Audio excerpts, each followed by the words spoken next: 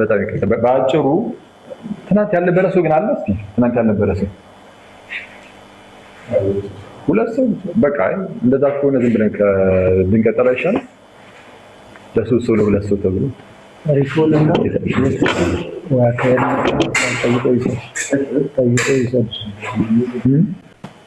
ሪኮል እናድርግ። ሀሳብ ብናደርግ አሪፍ ነው። ሌላው ከገባ እንደ ሊደር እንዳትገባ ሀሳብ ፈቃድ ጠይቀህ ገባ።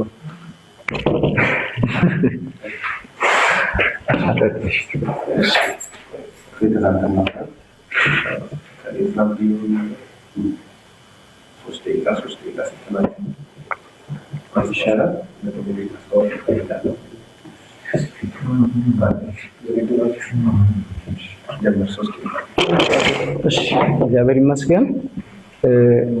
ትላንት ያው ረጅም ሰዓት የወሰደው መጀመሪያ ርዕስ ለመምረጥ ነበር እንትን እያደረግን ነበር ነው። ወደ መጨረሻ አካባቢ ቤተክርስቲያን የሚል ርዕስ መጣናል እና በትላንት እንትን ወደ ኮንክሉዥን ስንመጣ እኔ በያዝኩት ሀሳብ ቤተክርስቲያን የምትባለውን ነገር ዲፋይን የምናደርግበት ነገር ሌሎቹን ነገር ድነትንም ሌሎችም ነገሮችን የምንወልድበት ነገር ከዛ ይነሳል። ኦኬ የክርስቶስ ቤተክርስቲያን ኦፍ ኮርስ እኔም ተስማምቻለሁ ብያለሁ። የክርስቶስ አካል ናት ቤተክርስቲያን። አማኞች ምንድናቸው? ብልቶች ናቸው የሚል ነገር አንስተን ነበር ትላንት። ቤተክርስቲያን አካል ናት የክርስቶስ፣ ከዛ አማኞች ደግሞ ብልቶች ናቸው። እሱ አንድ ኮንሰፕት ሆኖ ሳለ እኛ አርጊው እያደረግንበት የነበረ ነገር ምንድነው? ቤተክርስቲያን የክርስቶስ አካል ብትሆንም ደግሞ አጥቢያ ቤተክርስቲያኖች አሉ። ለምሳሌ ገላትያ ምዕራፍ 1 ቁጥር 2ን ጠቅሼልህ ነበር። ለገላትያ አብያተ ክርስቲያናት የሚል ቃል አለ። አካሉ አንድ ነው የክርስቶስ። እሱ አካል እንከን የለበትም፣ ስህተት የለበትም። እንደውም በእኛ ሐሳቤ አንደር ኮንስትራክሽን ነው። ትምህርት፣ ጸሎት፣ የቤተክርስቲያን ሊደርሺፕ እነዚህ ነገሮች ሁሉ ተደምረው የመጡት ያቺን ቤተክርስቲያን ለክርስቶስ ሰርግ ለማዘጋጀት ነው። ለማዘጋጀት ነው ማለት ዲፌክት አለ ማለት ነው። ዲፌክት አለ ማለት ነው። እንከን አለ ማለት ነው። ይሄንን ለማረጋገጥ እዚህ ያለ ሰው ጠቅላላ እኛም እዚህ ጥቂት እናንተም እየተፈለጋችሁበት ሆናችሁ የክርስቶስ ቤተክርስቲያን ውስጥ እንዳለን እናምናለን፣ ታምናላችሁ። ግን ህይወታችሁን ስታዩ እናንተ ጋር ክፍተት አለ። እናንተ ጋር ክፍተት አለ ማለት ደግሞ ቤተክርስቲያን ላይ ክፍተት አለ ማለት ነው። ምክንያቱም ትናንት ዲፋይን ስናደርግ ቤተክርስቲያን ጉባኤ ናት። ከዓለም ተጠርተው የወጡ ሰዎች ጉባኤ ናት። ከዓለም ተጠርተው ከወጡ ሰዎች መካከል ደግሞ እኛ አለን። እኛ ደግሞ ክፍተት አለብን። ምን አይነት ክፍተት? በእግዚአብሔር ቃል የአርነት እየወጣ የሚሄድ በጸሎት እየተስተካከለ የሚሄድ ጤነኛ ሊደርሺፕ ሰሚት በማድረግ ወይም ደግሞ ከጤነኛ የቤተክርስቲያን አስተዳደር ውስጥ በመግባት ለዛ በመገዛት የሚስተካከል ክፍተት አለብን። ስለዚህ የክርስቶስ ቤተክርስቲያን እኛን አይተን ይሄንን ነገር አይተን ክፍተት አለባት የትኛዋ አጥቢያ ቤተክርስቲያን ወይም ደግሞ እንትኗ ማለት ነው። እና እነዛ ነገሮች ትንንሾቹ ነገሮች ሲስተካከሉ ያቺ ቤተክርስቲያን ሙሉ ትሆናለች የሚል ሐሳብ ትላንት አንስተን ነበርና አኬ ደግሞ በደፈናው ያቺ የክርስቶስ አካል የሆነች ቤተክርስቲያን እንከን የለባትም እንትን የለባትም የሚለው ማብራሪያ ሰጥቶ ነው ትላንት ለመጨረሻ ጊዜ ስንወጣ የወጣ ነው ማለት ነው። እሺ ወንድማችን እንዳለው ነው። ከሁሉ በፊት እግዚአብሔር ይመስገን ስተት ባይኖር እኛ አሁንም ሙግታችን ስተት ባይኖር የገላትያ መልእክት የቆሮንቶስ መልእክት ምንላቸው አይጻፉም ነበር። የገላትያን ቤተክርስቲያን እንደ ቤተክርስቲያን ከተቀበል የቆሮንቶስን ቤተክርስቲያን እንደ ቆሮንቶስ ከተቀበል እነዛ ሁሉ መልእክቶች ጳውሎስ ሐዋርያት የጻፏቸው መልእክቶች ሁሉ ለምንድን ነው የጻፉት? ስተትን ለማረም ነው።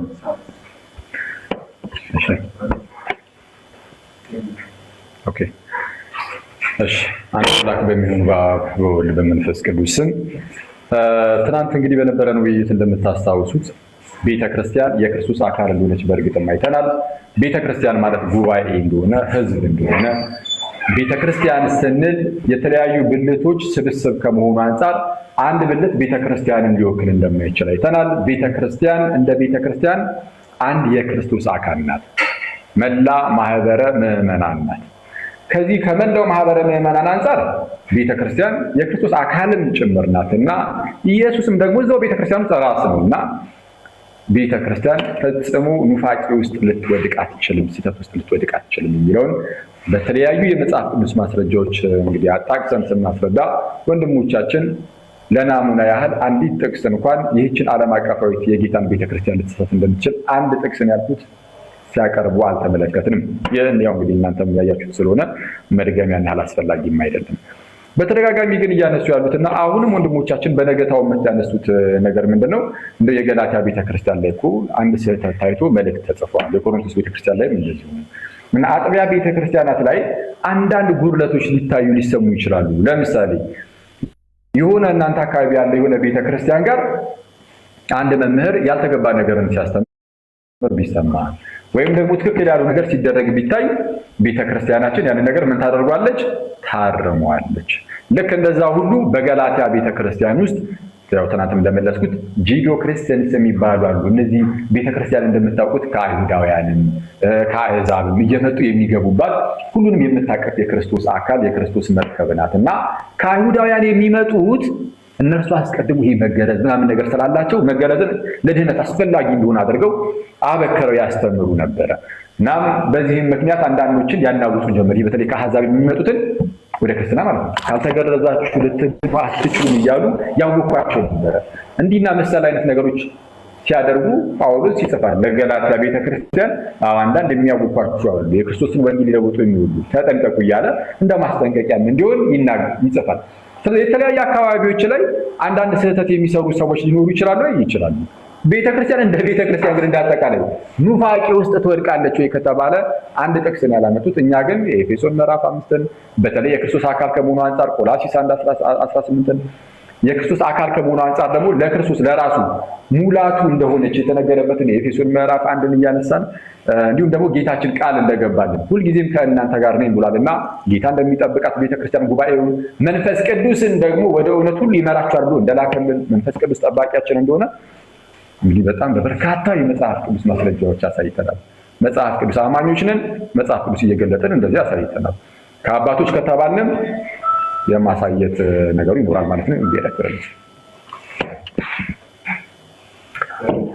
ቀጥሎ ትናንትና በስንት ያሰናል ፕሮሰስ ኤግዛሚኔሽን ነው። ጥያቄና መልስ የሚኖረው 10 ደቂቃ ይሰጣል ወይስ ስንት ይሻላል? 5 10 ተሰንዳል 10 ለወለለት ለኔን ማሰር ለነሱ እሺ ጥሩ እና አሳውቃቸው ወይ ምን እንደሆነ። እሺ አሁን ማለት ነው ጥያቄና መልስ ነው። በአገልግሎት ክሮስ ኤግዛሚኔሽን እያስቆመ ጠይቅ የሚችልበት የውይይት ሰዓት ላይ ደርሰናል ማለት ነው። 10 ደቂቃ አላቸው። እሺ የክርስቶስ አካል የክርስቶስ ቤተክርስቲያን በፍጹም ኑፋቄ ሊያጠቃት አይችልም አንድ ብለሃል። yes ሁለተኛ ነገር ደግሞ ምንም አይነት ጥቅስ አላቀረባችሁም እንደው ለእንትን የሚያክል እንኳን ብለህናል። አዎ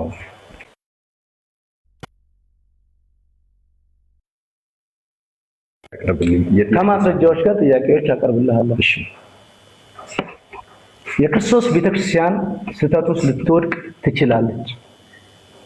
ማስረጃ የሐዋርያት ሥራ ምዕራፍ 20 ላይ የኤፌሶንን ሽማግሌዎች ታሪክ ነው፣ ሰፊ ታሪክ ነው። ሐዋርያት ሥራ ምዕራፍ 20 ላይ ቼክ ማድረግ ትችላላችሁ። 20 ላይ ቀጥታ አለ ወደ መቄዶንያ በሄደበት ሰዓት ማለት ነው። የኤፌሶን ቤተክርስቲያንን ሽማግሌዎች ጳውሎስ አስጠርቶ ከመቄዶንያ ማለት ነው መንፈስ ቅዱስ በክርስቶስ በገዛ ደሙ ያጃትን የእግዚአብሔርን ቤተክርስቲያን ልትጠብቁ እናንተን ጳጳሳት አድርጎ ለሾመባት ለራሳችሁና ለመንጋው ተጠንቀቁ። አንዳንዶች ማለትም ደቀ መዛሙርቱን ወደ ኋላ የሚስብን ነገር ወይም ደግሞ ጠማማ ነገር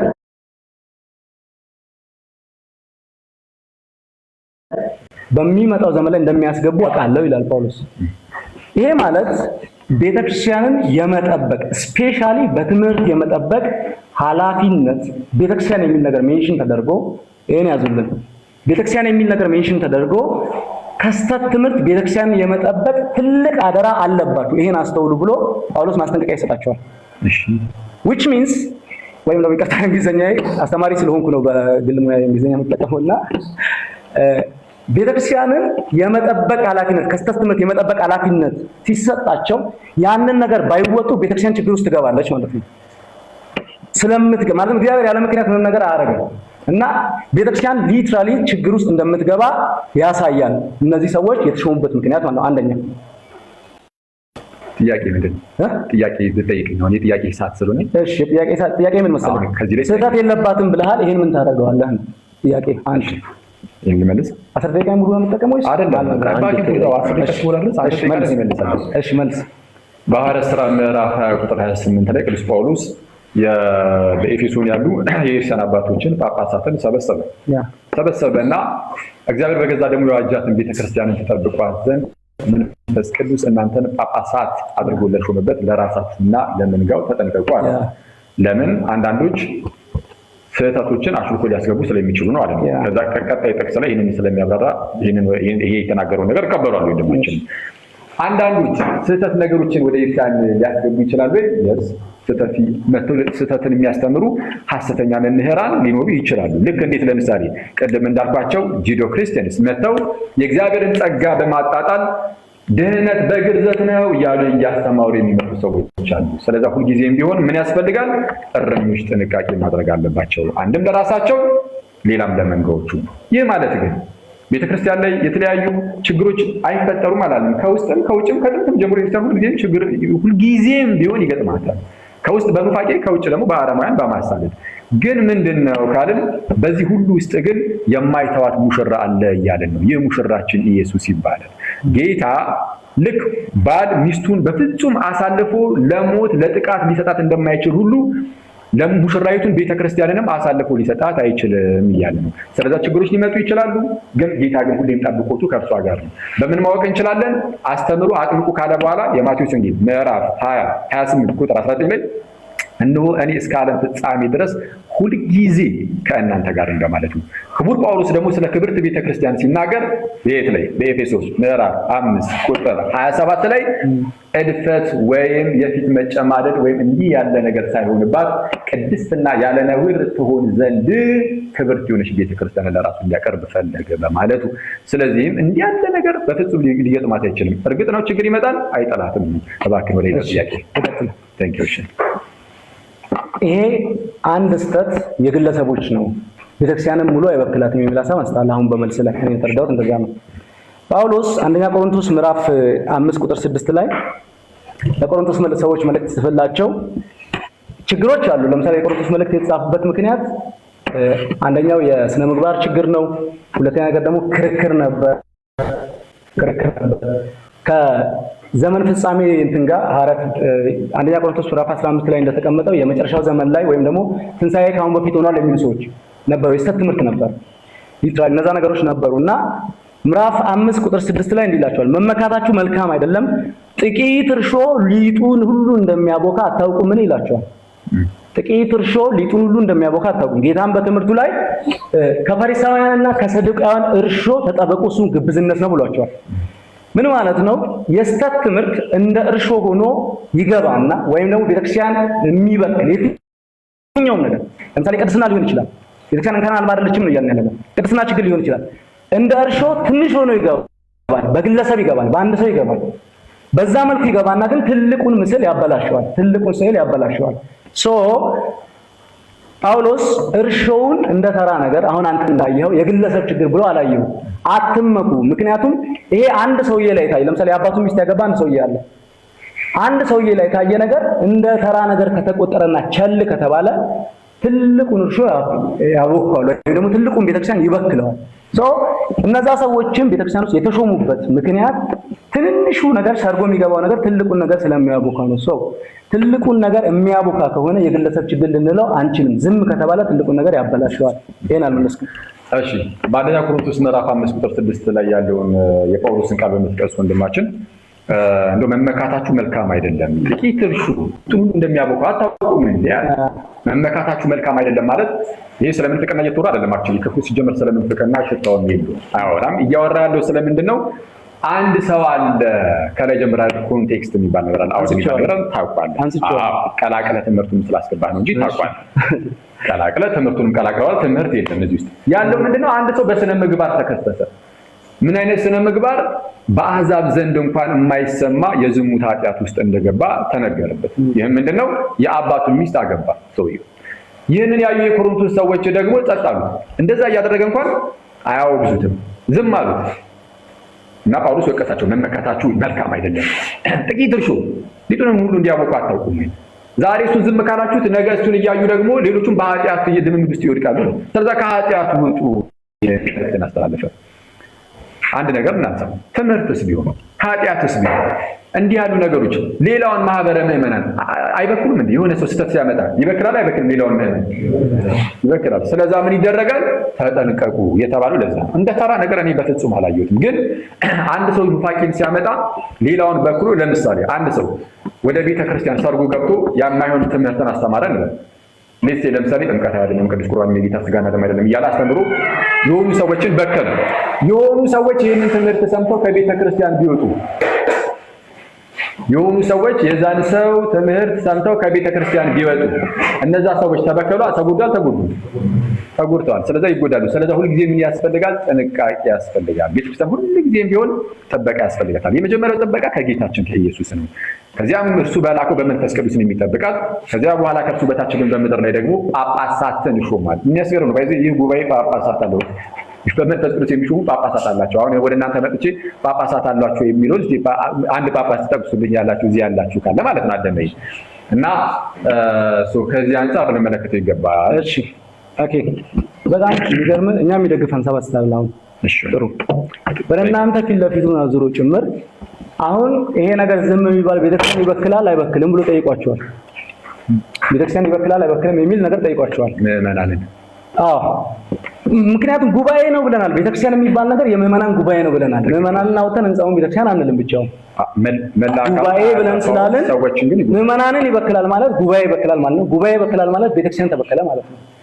ሁላችሁም አዎ ይበክላል ብላችሁ መልሳችሁለታል። ስለዚህ ይሄ ነገር ማስጠንቀቂያ መጥቷል። ማስጠንቀቂያ የመጣው ቸል ብትሉት ይበክላል ነው። ቸል ካሉት ይበከላል ነው። ቸል ካሉት ከተበከለ ደግሞ ቤተክርስቲያን ወዴት ትበከላለች ማለት ነው። ስለዚህ እያልከን ያለው ጳውሎስም ይበከላል እያለ ነው። ወንድማችን በደንብ አድርጋችሁ ስሙ። ይህንን መልእክት የሚጽፈው ጳውሎስ ነው። ይህንን መልእክት እየጻፈ ያለው ጳውሎስ ነው እና እዛ ቸል ቢሉት ጳውሎስም የቤተክርስቲያን አካል አይደለም። ስለዚህ ከእነርሱ አልፎ ዓለም አቀፋዊቷን አንዷን የጌታን ቤተክርስቲያን ነው የሚበከላት እያሉ ስለሆነ ጳውሎስም አብሮ ይበከላል ብሎ እያስተማሩ ነው። በፍጹም ጳውሎስ ይበከላል ወስነህ እያወራ መልስ እንጂ ጳውሎስ አይበከልም። በፍጹም እሱ ከመበከል እየታደጋቸው የማይበከል ከሆነ መላዋ የጌታ ቤተክርስቲያን ትበከላለች ማለት ይሄን ተክሳን እና ለምሳሌ ገላትያ ምዕራፍ 1 ቁጥር 6 አውጣ። ሁላችሁም እያወጣችሁ ትከታተላላችሁ። ገላትያ ምዕራፍ 1 ጥቅስ እየጠቀሳችሁ አልነበራችሁም ብሏል። እንደገና ደግሞ የገላትያ ቤተክርስቲያን የሆኑ ግለሰቦች እንጂ ሙሉ ጉባኤው አልተበከለም ወይም ስህተት አልገባበትም ብላል። እቺን ብቻ አንስቼ እጨርሳለሁ። እንደዚህ ይላል በክርስቶስ ደቂቃው ያዝለትና አንድ ደቂቃ ጨመርለታል እና ቀጥታ ጥያቄ ናቀርሽ። በክርስቶስ ጸጋ እናንተን የሆነ ግለሰብ አይደለም እናንተን ከጠራችሁ ከእርሱ ወደ ልዩ ወንጌል ልባርክ ወደ ልዩ ወንጌል ተራ ነገር አይደለም። ዝም ብሎ ስህተት ይሄ ድህነት ሊያስገኝ ወይም ድህነት ሊያሳጣ የሚችል ነገር ነው። ወንጌል ወደ ልዩ ወንጌል እንዴት ፈጥናችሁ እንዴት እንዳለፋችሁ ይደነቃለሁ። ምኑ ማህበረ ጉባኤው ሙሉ የገላትያ እንዴት ገላትያ ቤተክርስቲያን ሙሉ ነው ወደ ልዩ ወንጌል የወጣችሁ ማለት ነው። ስለዚህ ጳውሎስ የገላትያ መልእክት የጻፈው ደግሞ ስህተት ስለገባና ወደ ልዩ ወንጌል ዘወር ስላሉ ነው። ቤተክርስቲያኑ ስህተት ባይገባ ኖሮ ወደ ልዩ ወንጌል እንዴት እንዳለፈ አንድ ግለሰብ ጠቅሶ አይደለም እንደዛ እያለ ምን ታደርገዋለህ? ይሄን ጥቅስ ማለት ነው ሙሉ ጉባኤው ነው። አንድ ማህበር ከጌታ ወንጌል ከወጣ ማህበሩ እንደ ማህበር ማለት ነው ቤተክርስቲያኑ ምን ይቀጥላል? የኛም ጥያቄ የኢትዮጵያ ኦርቶዶክስ ቤተክርስቲያን ስታለች ነው ያለው። ችግር የለም። አሁን ምን አገናኘው? አሁን የኢትዮጵያ ቤተክርስቲያን ምን አመጣት እዚህ ጋር? ስለ ጉባኤ ስለጠየቀ ጥያቄ ምንድነው? አንድ ያዝለት ቆይ ችግር የለም። የሚተሌለ ወሬ አይዝናኝ እናንተ ማለት ሰዓታ ስለዛ በቃ መልስ ልመልስና እንጨርሰው። እንግዲህ ደቂቃ ካልፈለጋችሁ ማለት ስለዚህ ለነሱ ሰሚት እናድርግ። አንተም ሰሚት አድርግ ለነሱ አትምራ እኮ ሰሚት አድርግ። እነሱ ይፍቀዱ ማለት መልስ ለመመለስ አይፈቅዱልኝም እኮ አይደለም። ለምሳሌ በተቻለ መጠንኛ ለነሱ ሰሚት ለማድረግ በእነሱ ስብ ለመሆን ይሞከርና ምንድነው አሁን የተቃውምኩ ነገር ንገረኝ። የተቃውምኩትን ነገር ልንገርህ። ሊድም ሊያደርጉ የሚገባው እነሱ ናቸው። አሁን ካለው ነገር አንፃር ምንድነው? አሁን ካለው ነገር ለምሳሌ ካስቆሙ ማቆም አለበት። መቼስ ከፈቀዱልህ መናገር አለብህ ነው ወይ አይደለም? እስካሁን ድረስ እኔና እናንተ አሁን ስንከራከር ለምሳሌ ያዝለት ብለህ ትእዛዝ ትሰጣለህ። አይ that's no wrong ነው፣ ልክ አይደለም። ሰዓቱን እኮ ለሱ ነው እኮ ሰዓቱ ለሱም ይሁን ለራስህ ይኸውልህ እነሱ በቃ ደቂቃ እንጨምርላቸው ነገር አዋይተው ነው ያለው አደም እንዲሁ ልቃረን ብለህ ነው እንጂ ሰዓቱን ጨምርለት ያልኩት ለሱ ነው። ጀጅመንት አላቸው። ጀጅመንት አላልኩም። እንደዛ አይደለም። ተረጋጋሽ መልስ ልመልስ።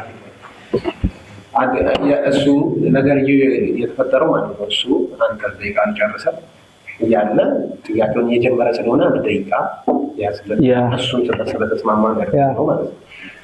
የሚመልስበት ደግሞ ጥያቄውን ጨርሷል አይደል? የሚመልስበት ደግሞ አንድ ደቂቃ ብንሰጠው ችግር የለውም። እሱ ምን መሰለህ ቆይ ምናምን ነገር ብሎ አታስኩ። ምን መሰለህ ደቂቃ ይጨመር ብለህ ፈቃድ ጠይቅ እነሱ ነው። እዚህ ጋር ፈቃድ ጠይቅ እነሱ ነው የኔ ጥያቄ። አይ ቆይ አንዴ ሊመልስለት ሲል ሰዓቱን ሳይ ደቂቃው ስላለቀበት እኮ ፈቃድ ጠይቅ፣ ፐርሚሽን ጠይቅ። ጭማሪ ሰዓት ላይ እሱ የራሳችሁን ሳትኮ ጨርሳችሁ ማለት ነው። እኔ ቻሪታ ብሎኝ እኔ ስለፈቀድኩ ብቻ ማለት ነው ተጨምሮላችሁ ነው። እኔ ባልፈቅድ እነሱ መጨመር አይችሉም፣ ምክንያቱም የተሰጣችሁን ጊዜ ስለጨረሳችሁ ማለት ነው። ስለዚህ እኔ በጣም ቻሪታ ብሎኝ ጨመርኩላችሁ። ጥያቄውን ጠይቅ ሲባል ሰዓት የተወሰነ ስለወሰደ ጥያቄውን ጠይቆ ዝም ብሎ አይታለፍ፣ መልስ መመለስ አለበት። ኦኬ ፕሊዝ። ሰዓት እኮ የሚያጣላ ነገር ሆኖ አይደለም፣ ሰዓት የሚያከራክር ነገር ሆኖ አይደለም። ግን ይሄ እንቀጥል ሞቲቬት ልንገርህ፣ በቃ ተው አንድ እንዲህ የሚባል ነገር ማለት ነው። አንድ እንዲህ እንደዛ ያለ አክሽን አትገባ። ኦኬ ምን መሰለህ እነሱን ፍቃድ ጠይቀህ ከዚህ በኋላ እንዲህ አቁሙ ምናምን አቁሙ ሳይሆን በቃ ፍቃድ ጠይቀህ ችግር የለም። መለሰ ይችላል ወንድማችን እሱ በገላትያ መልእክት ምዕራፍ 1:6 ላይ ያለውን እንዴት ከዚህ ከወንጌል እንደወጣችሁ ይደነቃል የሚለውን ክፍል በማንሳት ሙሉ የገላትያ ቤተክርስቲያን ከወንጌል ወጣለች ብሎ ነው። ሙሉ የገላትያ ቤተክርስቲያን ከወንጌል ሙሉ በሙሉ ወጣለች አልወጣችም? ከወጣች አንድ ጥያቄ ጠይቄው ነበረ። አንዲት ቤተክርስቲያን ሙሉ በሙሉ ከዚህ ከጌታ ወንጌል ወጣች ማለት ጭራሽ ድህነትን የሚያሳጣ ነው። ወንጌል ቀላል አይደለም ብሎናል። ስለዚህ አንድ ሰው ከወንጌል ወጣ ማለት ድህነቱን አጣ ማለት ነው። የገላትያ ቤተክርስቲያን ከወንጌል ሙሉ በሙሉ ከወጣች ድህነቷን አጣለች፣ ቤተክርስቲያን መሆኗም አብቅቶለታል ማለት ነው። ግን ገላትያ ምዕራፍ 1 ገና ስትጀምሩ እነሱ ራሱ ረስተውት ነው ዘንግተውት ነው እንጂ ምን ብለው ጀመሩት ነበር? ለገላትያ ቤተክርስቲያን ስለተጠሩ ወንጌል አሉት። ግን አንዳንድ ሰዎች የታወቁ ነበር። በምን ወንጌልን የሚያስቁ ሰዎችን ትምህርት እየሰሙ ማመን የጀመሩ ሰዎች ነበሩ። እነሱን ተቃወመ።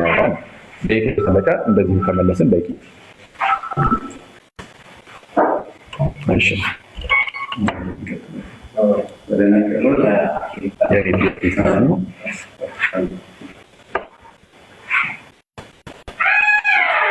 የምትወጡ ምናምን ሰዎች ካላችሁ አንድ ጊዜ ካላችሁ አንድ ብሉና ስታርት እያደረገ ስለሆነ ስልካችሁ ሳይለንት ናዝጋው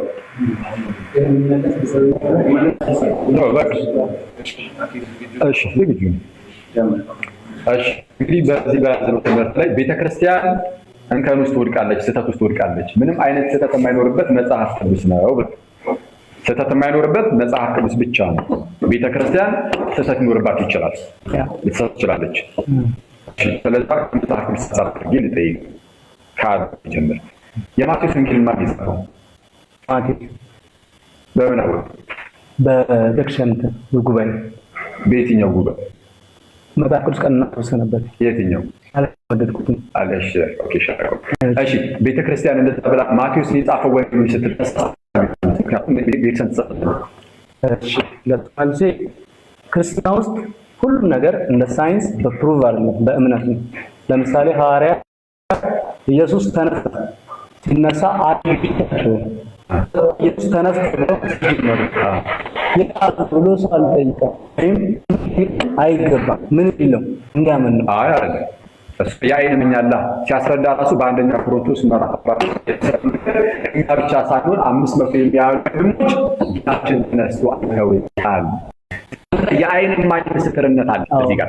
እኔ ደግሞ የጠየኩ ቤተክርስቲያን የምትጻፈው የምዕራፍ ማቴዎስን የጻፈው ብለውናል። ይህንን ደግሞ የነገረችኝ ክርስቲያን ናት። ቤተክርስቲያን ተሳሳተ። እሺ ልንገርህ፣ የዓይን እማኞቹ ቢሆኑ እንኳን ለምሳሌ እኔ ሲነሳ ክርስቶስን አላየሁትም።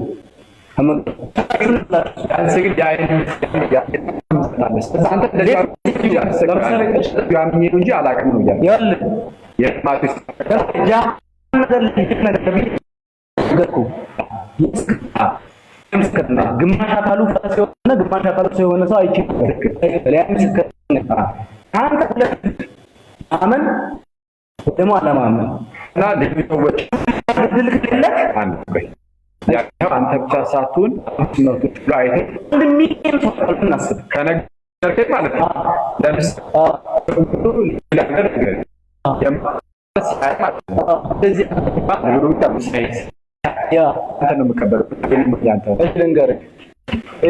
አሁን ወደ ሌላ ላይ ማለት የማቴዎስ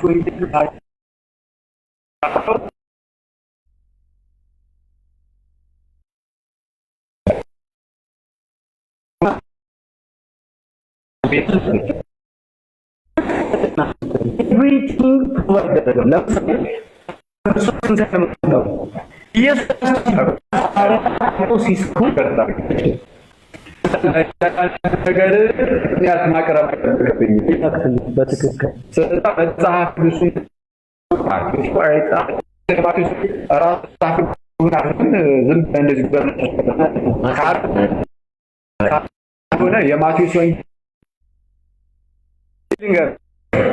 ኦኬ ባይዘን ለምሳሌ የማቴዎስ ወንጌል መጽሐፍ ቅዱስ ለማስረጃ ይሄው መጣሉ ስለዛ አይተመተ አይተመተ ነበር አሁን ተፈጥቻ ለዛ አይደለም እሺ በመጀመሪያ ደረጃ ክርስቲያን መቀጠል ይችላል። በመጀመሪያ ደረጃ ቤተክርስቲያን ልትሳሳታለች እንጂ ሙሉ ለሙሉ ትሳሳታለች የሚል ነገር አላወራንም። መጽሐፍ ቅዱስን ማቴዎስ ወንጌል ይቻላል ሙሉ በሙሉ ልትሳሳት ማለት እንዳጠቃላይ ቢሆን አሳትም አይደለም ማለት እንዳጠቃላይ ቢሆን አሳትም ወደ ሲያብ ያቀበይተሲያን ባል ተቀበላለሽ አቀጥታ ወይ ምን ማባበያ ክርስቲያናት እንደወጣ ምን ማለት ነው? አንድ ሰው ይሄን ሁለት አይደለም ለኔ ሲያገ ለሚገባ ከበል እንዴ መጽሐፍ ቅዱስ ይላል የቁኝ መጽሐፍ ስለዚህ ወደ አብያተ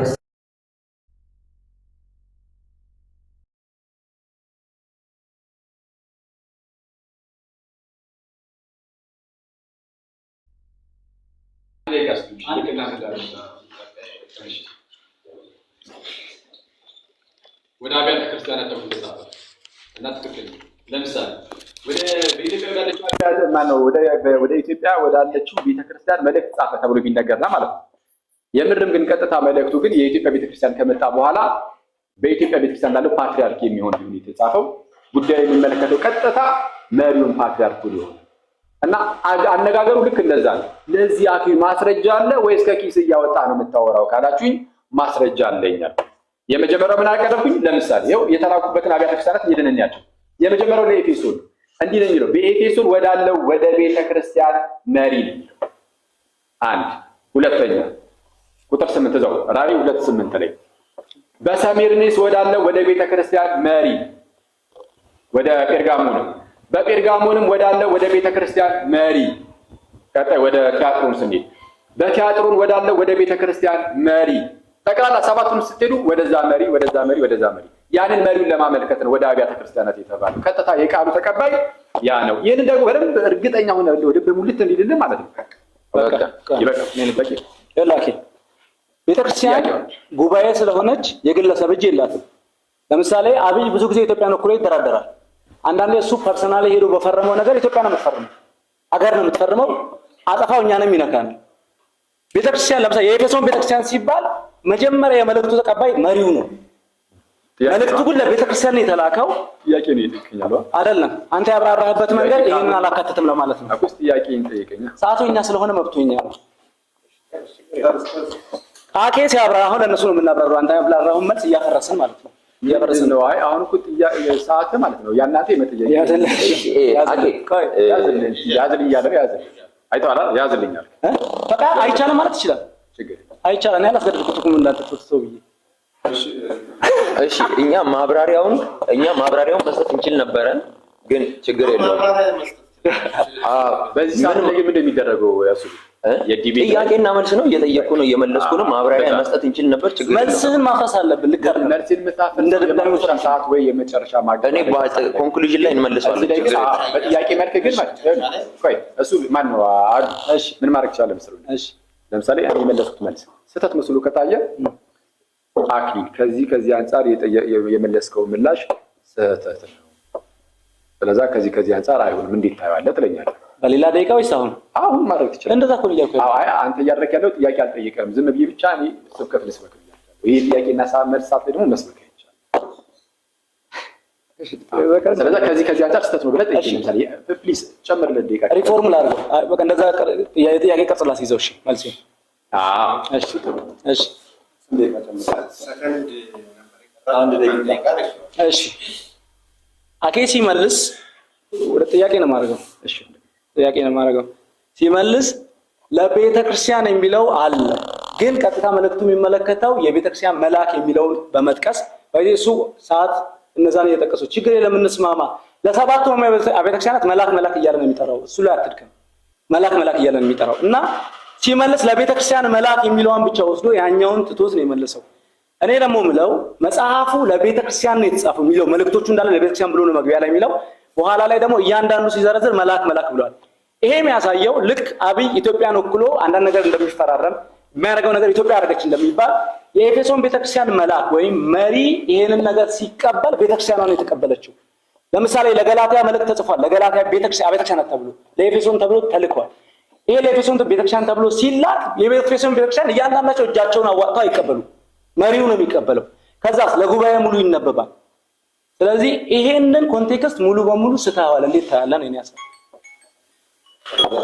ለመልስ ደግሞ አንድ ደቂቃ ለመልስ አንድ ደቂቃ ጥያቄ ተጠይቁ። እሺ ኦኬ የተላከው ምንም እንኳን ለቤተ ክርስቲያኒቱ መሪ ቢሆንም የቤተ ክርስቲያኒቱ መሪ ግን ቤተ ክርስቲያናችን ማህበር ስለሚወክል ይቀበልና ለሁሉም ይነበባል አለፈ። ይነበባል አለ።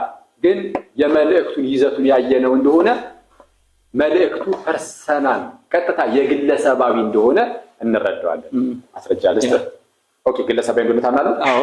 ኦኬ ስለዛ መልእክቱ ግለሰባዊ እንደሆነ አምናለሁ እያለ ነው። አዘሁል የቸርቻን የሚመለከት ሳይሆን ግለሰባዊ እንደሆነ ለምሳሌ ስለዛ እንደዛ ከሆነ ለሙሉ ለቤተ ክርስቲያኒቱ ነው ብላችሁ መከራከራችሁን ራሳችሁ ትመለሳችሁ። እሺ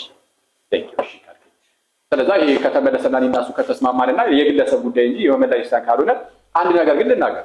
ለምሳሌ የቲያትሩን ቤተክርስቲያን እንደ ቤተክርስቲያን እንኳን ስለዚህ አያወራም ብያቸዋለሁ። እሱን አሳይተው ማስረጃ ለስማማ የቲያትሩን ቤተክርስቲያን ግን ብትስት ራሱ መላው በዓለም አቀፍ የጌታ ቤተክርስቲያን ግን ሳተቻ አስብላ አለቀ። ደቂቃችንም አለቀ፣ መልሳችሁም አለቀ። እሺ ስለዚህ ካሁን በኋላ ምናልባት እንደ ሐሳብ እንዲሆን ለምሳሌ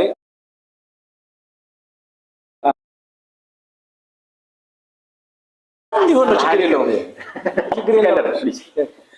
ለምሳሌ ለጥያቄ 5 ደቂቃ ከወሰድክ ካላ ለአንተ ለኔ የኛ ጨርሰናል። 5 ደቂቃ የመርጥ ጥያቄ ሰዓት ከወሰደ አልወሰድኩም ከወሰድን እኛ አሁንም ትወስዳለህ። አሁን 5 ደቂቃ ከወሰድክ ልክ ቅድም እኛም ጥያቄ ጠይቀ ነው ሰዓታችን አለቀ። እሱ ሳይመልስ ከዛ ሊበላሽ ነበር፣ በእኛ ድምዳሜ ሊያበቃ ነበር። 1 ደቂቃ ወሰደ እሱ። የጥያቄ 5 ደቂቃ ስትወስድ 5 ደቂቃ ይመልስ እንውሰድ። ቀጣይ የጥያቄ 5 ደቂቃ ስንወስድ እናንተ 5 ደቂቃ ይመልስ እንውሰድ። አልኩ ወረዲ አሁንም አለቀ እኮ ይሄ አሁን የመጨረሻ የተሻለ ነው እንደዛ ቢሆን።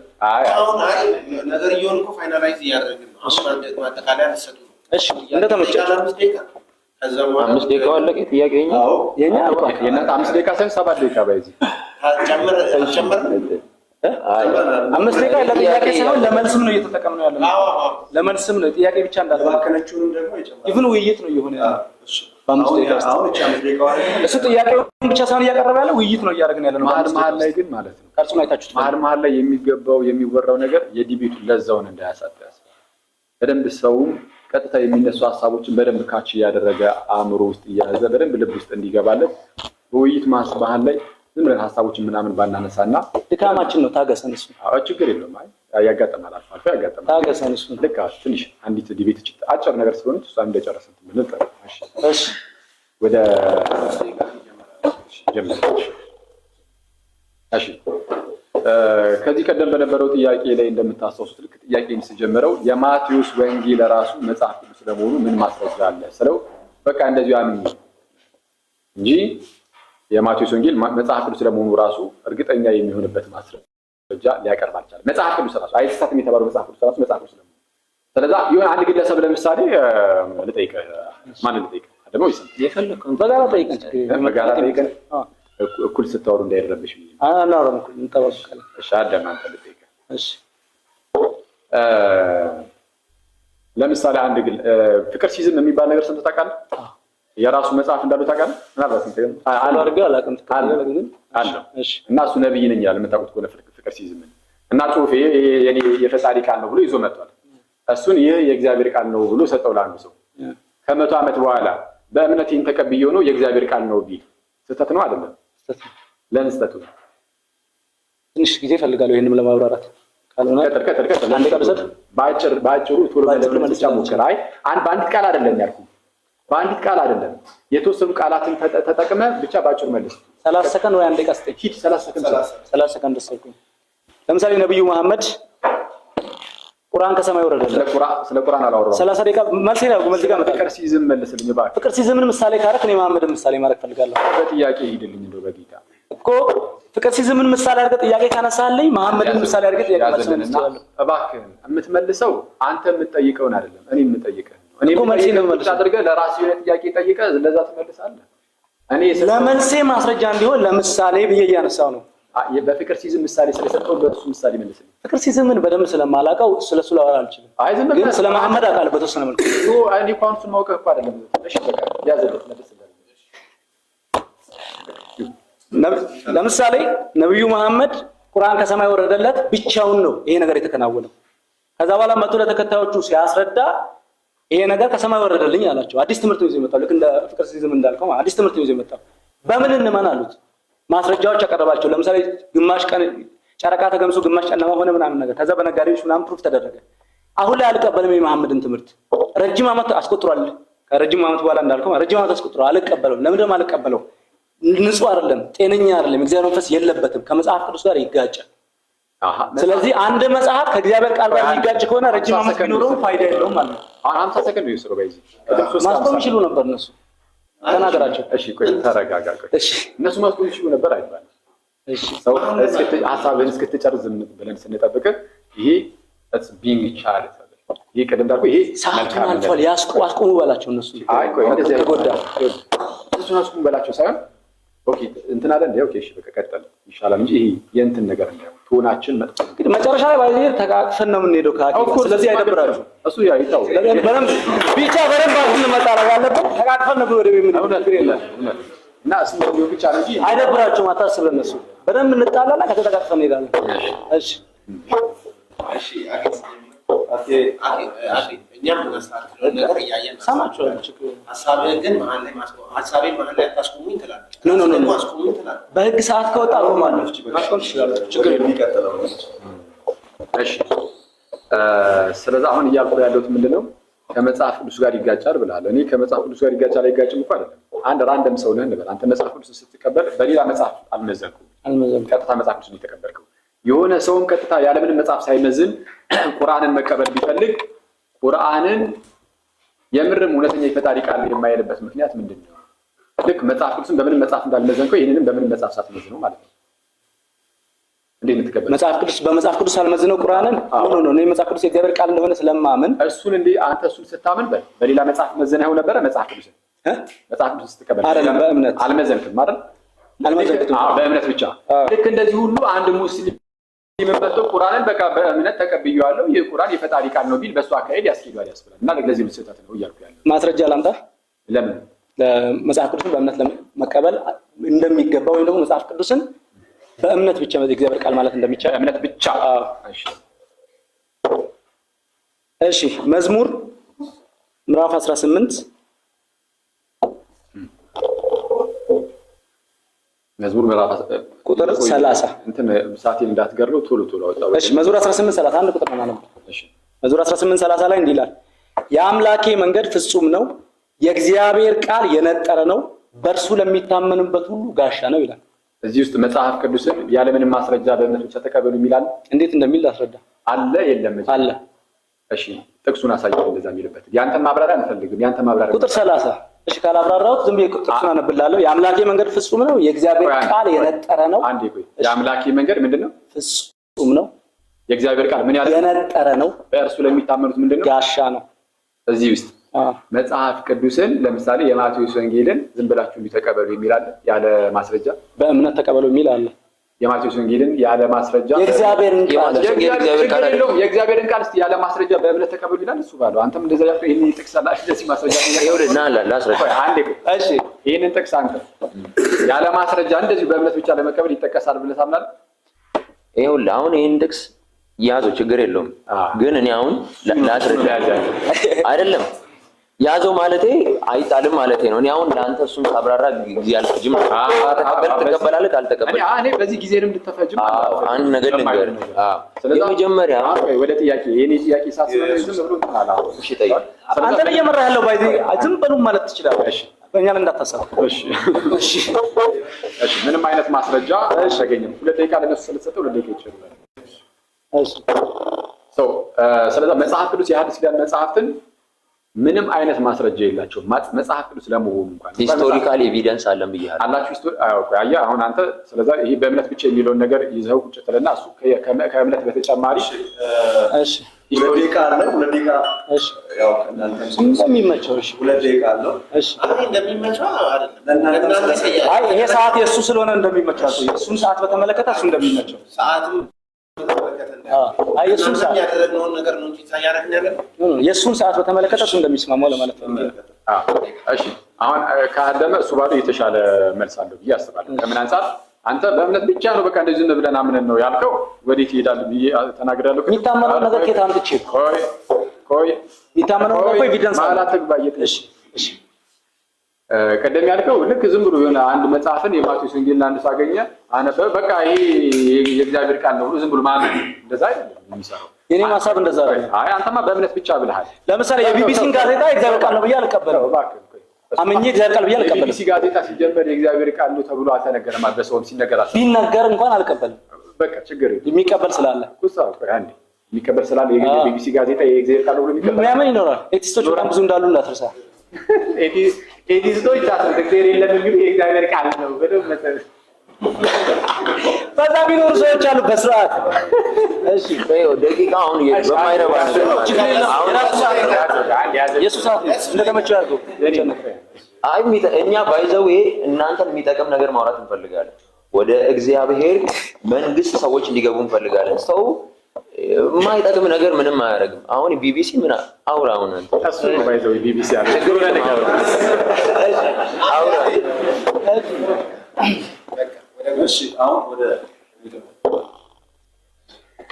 እሺ እስካሁን ባየነው መሰረት ወንድማችን መጽሐፍ ቅዱስን በቃ መጽሐፍ ቅዱስ ነው የተቀበለው ዝም ያምን ብቻ ነው ብሎናል። በእምነት ብቻ የሚለውን ቃል ተጠቅሟል። እሱ ደግሞ ታሪካዊ ማስረጃም አለ። ከታሪካዊ ማስረጃ አንፃር ለምሳሌ ጥንት ላይ የቶማስ ወንጌል የሚባል ነበር። የቶማስ ወንጌልን ሳይቀበል የማቴዎስ ወንጌል ተጠቅሟል ወይም ደግሞ ወስዶታል። ይህ ለዚህ ታሪካዊ ማስረጃ አለኝ እያለ ነው። ያ ታሪክ ግን ሊሳሳት ይችላል። ይኸውልህ አሁን የሚሳሳተው ሰዎች ናቸው። ሰዎች ናቸው የሚሳሳቱት። ሰዎች ሊሳሳቱ ይችላሉ። ታሪኩን ሲያስተላልፉልን ለምሳሌ የማቴዎስ ወንጌል እንደሆነ የተቀበሉ ሰዎች አልተሳሳቱም።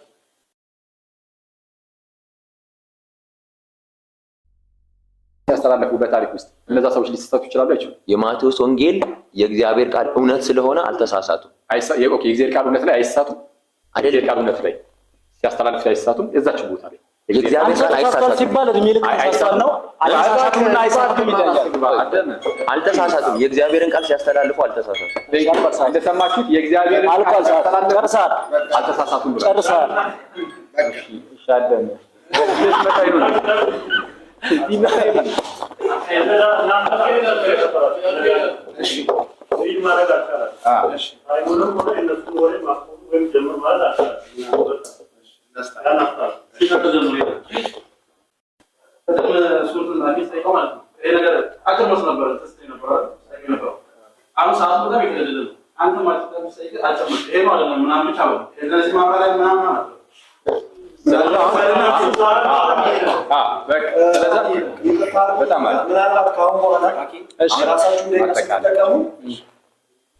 ስትገቡበት ለናስቆማችሁ እንችላለን፣ ሲገባባችሁ ለናስቆማችሁ እንችላለን። አሁን እሺ፣ ስለዚህ ቆይ አንዴ ዲስሪስፔክት ያደረጋችሁ ነገር ያለ መስሎ የተሰማኝ ቆይ አንዴ አስተያየት ስላለ ይኸው እዚህ ጋር ዲስሪስፔክት አድርጊያችኋል፣ እንደዛ ተሰምቷችኋል። ቅድም አካባቢ የእሱ እንትኖች ቦሲ ነበሩ። እንግሊዝኛ አሁንም ይቅርታ እኔ አስተማሪ ነኝ፣ ተቀበልሽ ይቅርታ ጋር ማለት ነው። ቦሲ የሆንክ ነው ቦሲ አይ ቆይ ይቅርታ ፊል አድርገሃል ነው እንደዛ ነገር ነበረው። ከዛ በኋላ ታርሟል እና በጣም ብዙ የሚጨቃጨቅ ነው። አንደኛ እሱን ለማረም ነው። እሺ ወደ ፖይንቱ ነው ማሽ ቸርስ የሚቀጥለውን አስኪዱ እናንተ። እሺ የሚቀጥለው ምንድን ነው? ማጠቃለያ ጀምራን። እሺ እናንተ ስለጀመራችሁ ሀሳባቸውን የሚለውን ሀሳብ አንስቷል። እነሱ መከራከሪያ ሀሳባቸውን አንስቷል። እኛ ደግሞ የምንወስደው እኛ ነን ማለት ነው። እሺ አይደል? ማጠቃለያ ሀሳብ ነው የሚቀራቸው። ማጠቃለያ ስንት ደቂቃ? 5 ደቂቃ ይበቃል። እኔ እንጃ 16 ደቂቃ ለማጠቃለል 13 ደቂቃ እንጠቀም፣ ሁለት ስለሆነ። እሺ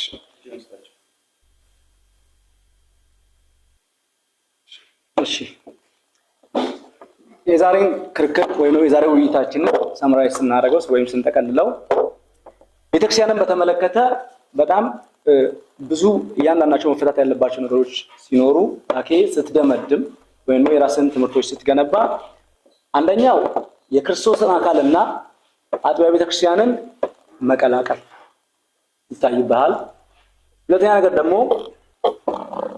የክርስቶስ አካል የሆነችው እዛ አካል ውስጥ ያለች ግን በአጥቢያ ደረጃ ለምሳሌ የተበተኑት ሁሉ ቃሉን እየሰበኩ ዞሩ የሚል ነገር አንስተናል። እነዛ የቃሉን የሰበኩ ሰዎች ሄደው የሚሰብኩት ቅዱሳንን ለመፍጠር ነው፣ በክርስቶስ የሚያምኑ ሰዎችን ለመፍጠር ነው። እነሱ ሰዎች ቅዱሳን ሲያምኑ የተሰበከላቸውን የእውነትን ቃል ሲቀበሉ የእግዚአብሔር ቤተክርስቲያን ላይ ይጨመራሉ። ለዚህ ማስረጃ የሚሆን ቀጥታ የኤፌሶን መልእክት ምዕራፍ 1 ላይ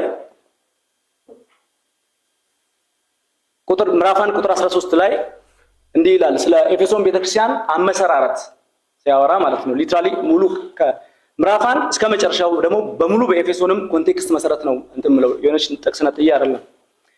እናንተም ደግሞ ይላል የእውነትን ቃል ይኸውም የመዳናችሁን ወንጌል ሰምታችሁ ደግሞም በክርስቶስ አምናችሁ በተስፋው መንፈስ በመንፈስ ቅዱስ ታተማችሁ ይላቸዋል። የኤፌሶንን ቤተክርስቲያናት ወይ የኤፌሶንን ቤተክርስቲያን አመሰራረት ወይም ደግሞ ምንነት ሲያወራ የእውነትን ቃል ይኸውም የመዳናችሁን ወንጌል ወይም መዳናችሁን የሚያረጋግጥላችሁን ወንጌል ወይም የምስራች ሰምታችሁ በክርስቶስ አምናችሁ በተስፋው መንፈስ በመንፈስ ቅዱስ ታተማችሁ ይላል። ሰው ወንጌል የሚሰበክለት የመዳን ወንጌል የሚነገረው ያንን ቃል እንዲያመን በክርስቶስ ከሞት ተነስቷል ብታምኑበት የኃጢአት ስርየት ታገኛላችሁ ትነሳላችሁ ነው። ይሄንን አሜን ብሎ ሲቀበል በመንፈስ ቅዱስ ይታተማል። ይሄ እንዲፈጠር የተበተኑ ሁሉ ቃሉን እየሰበኩ ዞረው ነበር። ይሄን የተቀበሉ ሰዎች የክርስቶስ አካል ላይ ልክ እንደ ኤፌሶን ቤተክርስቲያን ተብሎ ነገ ደብዳቤ የሚጻፍላቸው ሰዎች ይሆናሉ ሆነዋል። እነዚህ አኬ ባነሳው ነገር ውስጥ ሙሉ በሙሉ ኢግኖር አድርጋቸዋል፣ ሙሉ በሙሉ ማለት ነው። እና መቀላቀል የሚባል ነገር ይታይብ ነበር። ሌላው ስናነሳ ለምሳሌ ስለ እጅ መጫንና ስለ ሹመት አንስተን ነበር። እና አንድ ሰው ምንም አይነት ከሐዋርያት ቀጥታ የሹመት እንትን ሳይኖር እንዴት ቤተክርስቲያን ተብሎ ሊጠራ ይችላል? ለዚህም ደግሞ ማስረጃ አድርጎ የሐዋርያት ሥራ እኛ ያነሳነው ምዕራፍ 8 ላይ ያለውን ለሰማርያ ሰዎች ፊልጶስ ወንጌል ቢሰብክላቸውም ሐዋርያት ግን ጴጥሮስና ዮሐንስን ልከውላቸው ነበር ብሎ ለሹመት እንደላኩ ቀጥታ አንስቷል። ሐዋርያት ሥራ ምዕራፍ 8 ጴጥሮስና ዮሐንስ የተላኩት መንፈስ ቅዱስ እንዲቀበሉ እጅ ጭኖ ለመጸለይ ነው። ለዚህ ማስረጃ የሚሆነው እዛው ሐዋርያት ሥራ ምዕራፍ 8 ላይ ሐዋርያት ዮሐንስና ጴጥሮስ ከመጡ በኋላ ያደረጉት ነገር ማሳያ መሆን ይችላል። ሐዋርያት ሥራ ምዕራፍ 28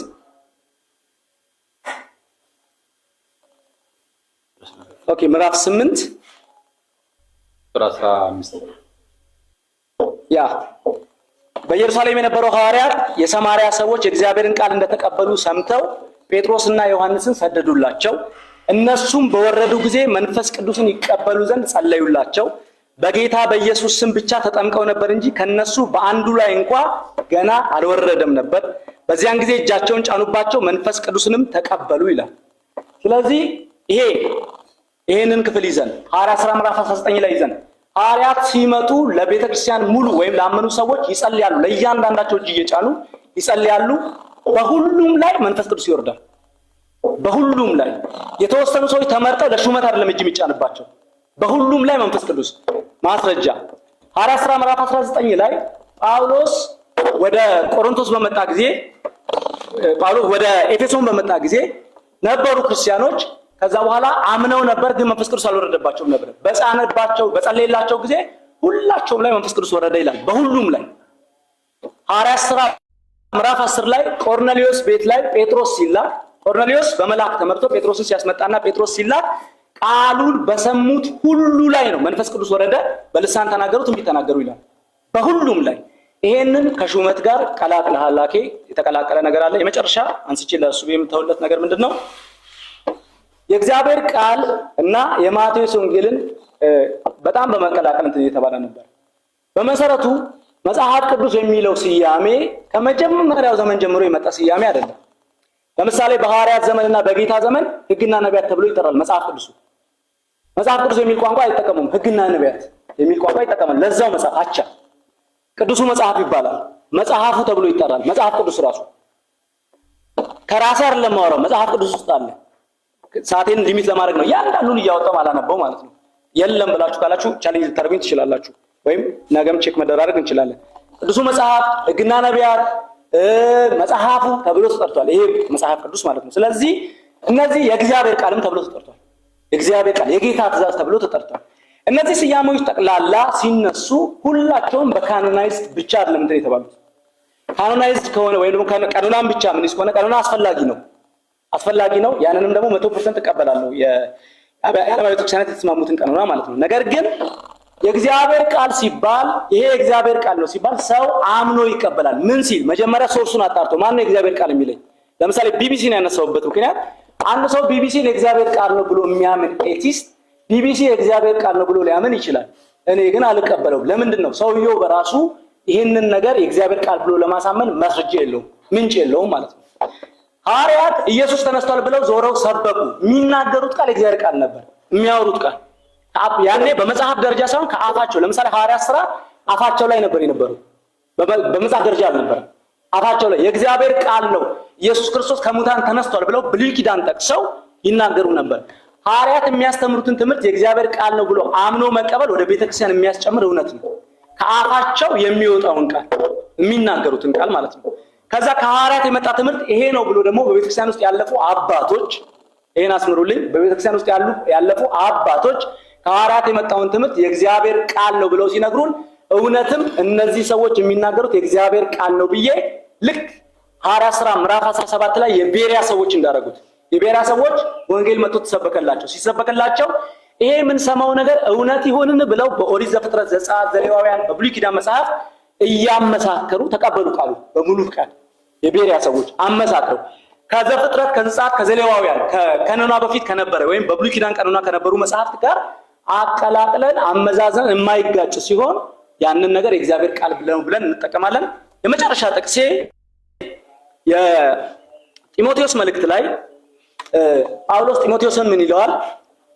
ከሕፃንነት ጀምረህ ይለዋል ጳውሎስ ጢሞቴዎስን ክርስቶስ ኢየሱስን በማመን መዳን የሚገኝበትን ዕውቀት ሊሰጡ የሚችሉ ቅዱሳት መጽሐፍትን አውቀሃልና ይለዋል። ከሕፃንነት ጀምሮ ክርስቶስ ኢየሱስን በማመን መዳን የሚገኝበትን ዕውቀት ሊሰጥ የሚችሉ ቅዱሳት መጽሐፍትን ይለዋል። አንድ መጽሐፍ ቅዱስ መጽሐፍ ነው ብዬ የምቀበለው ክርስቶስ ኢየሱስን በማመን መዳን የሚገኝበትን ዕውቀት የሚሰጠኝ ከሆነ ነው። ደብረ ሊባኖስ ሄደህ ትድናለህ የሚለኝ መጽሐፍን የእግዚአብሔር ቃል ነው ብዬ ነው ያልቀበለው። ለምን? ጳውሎስ አስምሯል። ክርስቶስ ኢየሱስን በማመን መዳን የሚገኝበትን ዕውቀት የሚሰጥ መጽሐፍ ነው። ስለዚህ ይሄን ከብሉይ ኪዳን ከዘፍጥረት ጀምሮ እያመሳከርን ብንመጣ እርስ በርሱ የማይጋጭ ንጹህ የሆነ ቀኖና እናገኛለን። ቤተክርስቲያን ውስጥ ያለፉ አባቶች ደግሞ ይሄንን ጥሩ አድርገው ሰጥተው ሰፍረው የሰጡን ነገር አለ። እሱን እንቀበላለሁ ማለት ነው። እግዚአብሔር ይመስገን። አሁን አንድ ደቂቃ ምናምን በጣም ይከብዳል፣ ግን አንድ ደቂቃ ከ30 ሰከንድ አለ። እኛ ኮንክሉዥን ስንሰራ እኛ የማይሳሳቱ ሰዎች ስብስብ አናውቅም። ከጥንት ጀምሮ ሐዋርያቱ ምድር ላይ ያሉ እንኳን የስህተት ትምህርቶችና የስህተት ትምህርቶች ቤተክርስቲያን ውስጥ ይገቡ ነበር። አሁን እንኳን ባለው ዘመናችን ባለችው ቤተክርስቲያን ውስጥ በሐዋርያቱ ውስጥ የሌለ ልምምድ፣ ለምሳሌ በቅዱሳን ስም መሰብሰብ፣ በቅዱሳን ስም ዘክሮ አብልቶ አጠጥቶ 7 ትውልድ ይማራል፣ ገነት ትገባለህ፣ ለዘጸውዐ ስመኪ ለዘጸውዐ ስመከ ወለዘአብልዐ በተስካሪኪ በሕይወት ዘላለም የሚል ትምህርት ሐዋርያቱ ጋር የለም። ይሄንን እንደ ስህተት እንቀበላለን። ይሄ ቤተክርስቲያን ውስጥ እንደገባ ስህተት እንቀበላለን ማለት ነው። ሰው ሲሞት ፍትሐት ተደርጎለት መንግስተ ሰማያት ይወርሳል። ከሞተ በኋላ በዝክር በየዓመቱ በዛ ሰው ዝክር እየዘከሩ በቅዳሴ ለገብረ ዓመቱ እየተባለ በቅዳሴ ላይ ስሙ እየተጠራ ይማራል፣ ይቅር ይባላል የሚል የሐዋርያት ትምህርት የለም። ሰው በዚህ ምድር ላይ ኢየሱስ ክርስቶስ በእግዚአብሔር የተላከ መሲህ የእግዚአብሔር ልጅ አዳኝ ቤዛ እንደሆነ በመቀበል የዘላለም ሕይወት እንደሚያገኝ የዮሐንስ ወንጌል ምዕራፍ 3 ቁጥር 16 በእርሱ የሚያምን ሁሉ የዘላለም ሕይወት እንዲኖረው እንጂ እንዳይጠፋ እግዚአብሔር አንድያ ልጁን እስኪሰጥ ድረስ ዓለሙን እንዲሁ ወዷል እንደሚል ሰው የተሰጠውን መድኃኒት ኢየሱስ ክርስቶስን ተቀብሎ ብቻ እንደሚድን የምታስተምር ቤተክርስቲያን እንጂ የምናውቀው እኛ በተለያየ መንገድ በዝክር በቅዱሳን ስም የተለያዩ ገድላትና ተአምራት ላይ ባሉ በአዲስ ኪዳናት ድነት አለ ብለን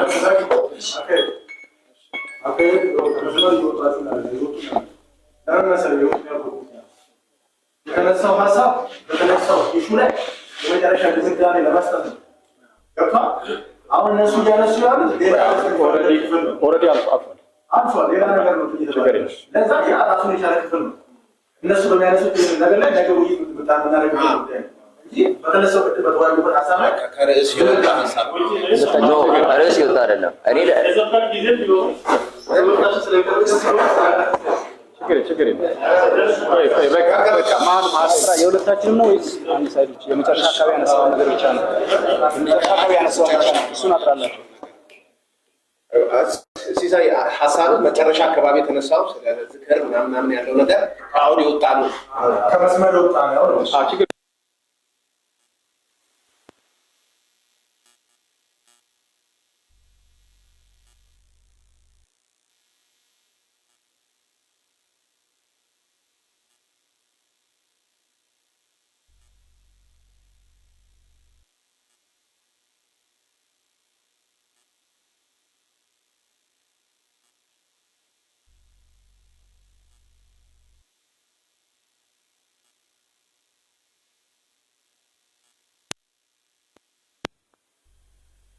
የውይይታችን ርዕስ ሁልጊዜም ርዕስን ማስታወስ በጣም ብልህነት። ቤተክርስቲያን ልትሳሳት ትችላለች ወይስ ልትሳሳት አትችልም? ይህ በጣም ትልቅ ቁም ነገር ያለው ርዕስ ነው ተባብለን ተነጋግረን ቤተክርስቲያን እንደ ቤተክርስቲያን የጌታ ቤተክርስቲያን ልትሳሳት እንደምትችል ወንድሞቻችንን 2 ቀን ሰጠናቸው። ትናንትም ዛሬም ጠብቀናቸዋል። እንደተመለከታችሁት አንድ ጥቅስ ሊያመጡ አልቻሉም። ቤተክርስቲያን እንደ ቤተክርስቲያን እንዳጠቃላይ ልትስት ትችላለች የሚል አንድ ጥቅስ ሊያመጡ አልቻሉም። ሊያመጡ የቻሉት ምንድነው? የሆነ አካባቢ ላይ ያለች ቤተክርስቲያን መሪ እኮ እንዲህ የሚል መልእክት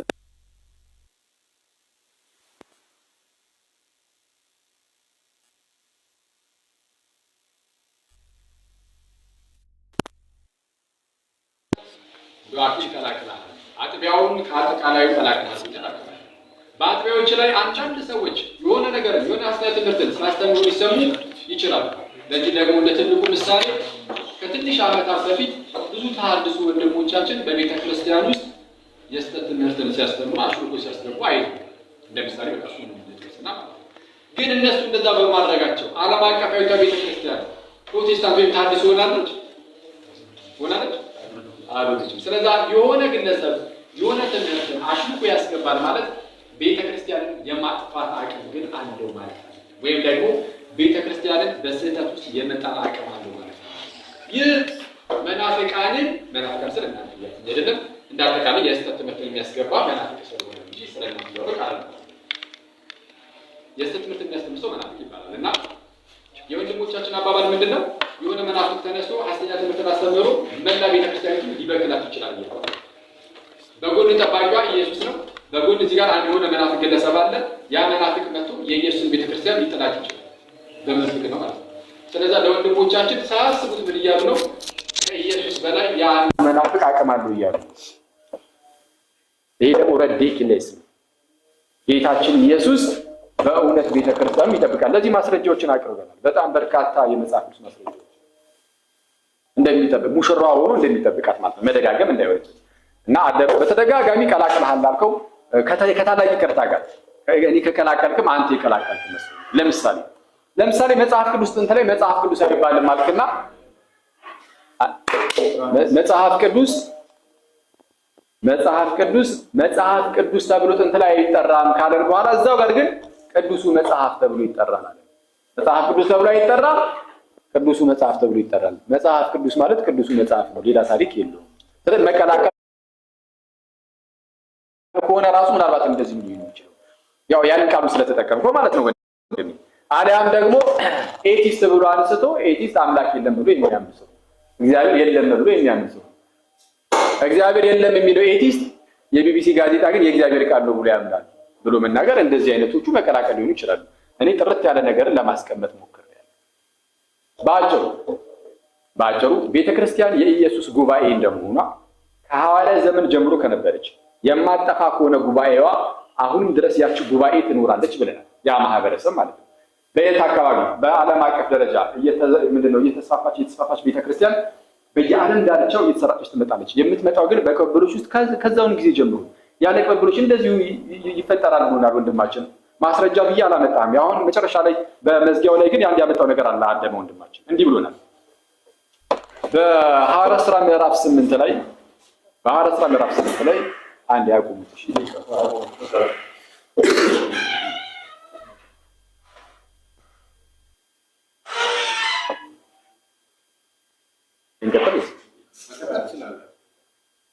እሺ እንቀጥልኛ በሐዋርያት ሥራ ምዕራፍ 8 ላይ እንዲህ የሚል ቃል አለ። ፊልጶስም ወደ ሰማርያ ከተማ ወርዶ ክርስቶስን ሰበከላቸው ይላል። ወደ ሰማርያ ሄዶ ሰበከላቸው። ስለሰበከላቸው በቃ እነዚህ ተሰበኩ፣ አመኑ። ባመኑበት ቅጽበት የክርስቶስ ቤተክርስቲያን ውስጥ ተጨምረዋል አለ። እንደዛ ለሚለው ጥቅስ አላመጣም። ተጨመሩ ቤተክርስቲያን ውስጥ ለሚለው አንድ ጥቅስ አላመጣም። ወደ ቤተክርስቲያን ውስጥ የሚጨመሩት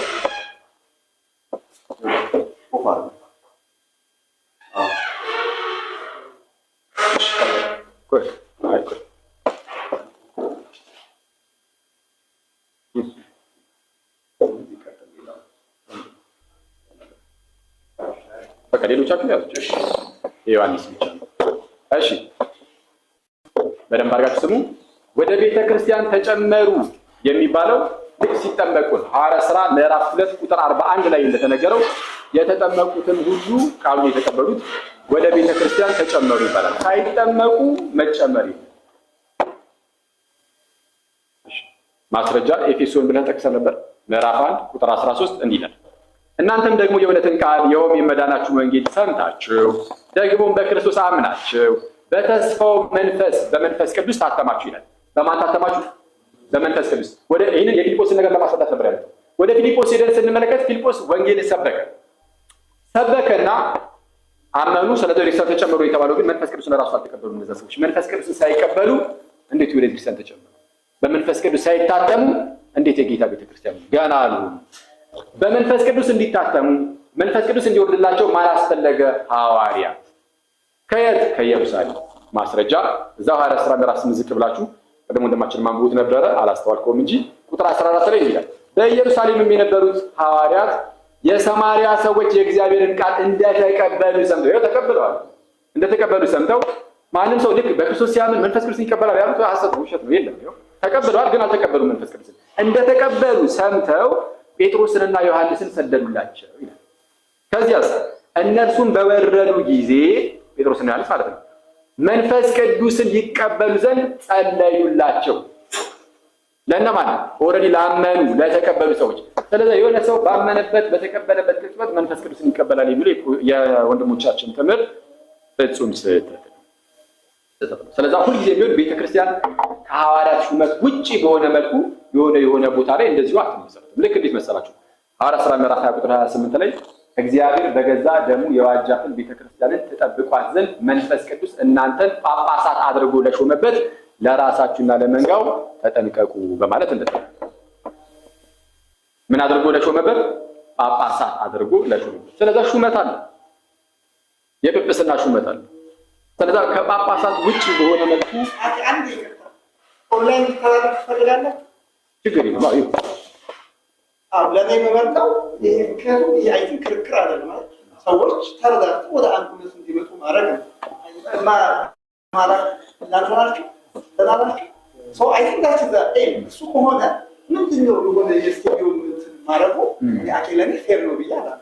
አሎታ ከሆነ እነሱ ላይ ሰው ዮሐንስ 30 ክፍል ሰላም ነገር ያለ ለምን ይሸፋል? እንትን ነው ያሬድ ወንድሞቻችንም ይዘው ስለመጡ እንትን ያ ለዚህ ፌር ነው ብያለሁ።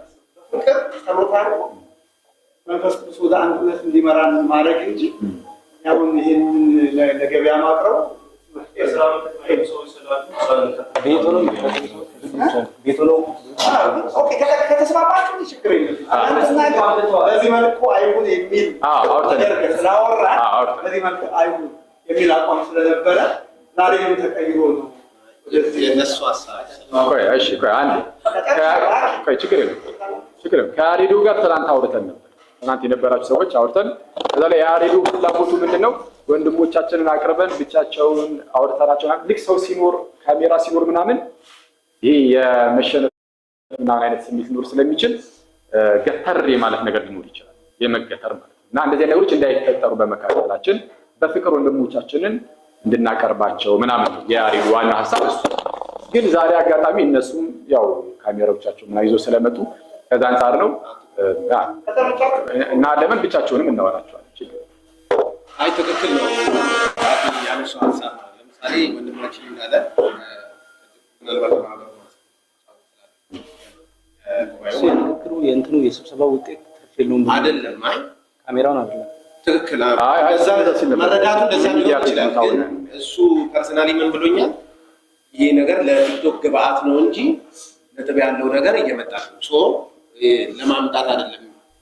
ስለዚህ ስልኩ ወይም መቀረጹ ቢቀር ያንን የሱን ፍሬም ከማፈስ አንፃር ነው እንጂ ሌላኛው ሳይድ ግን የትላንትና ስብሰባ ፊድባክ ብዙ ልጆች ከተማ ውስጥ እየሰሙ ነበር።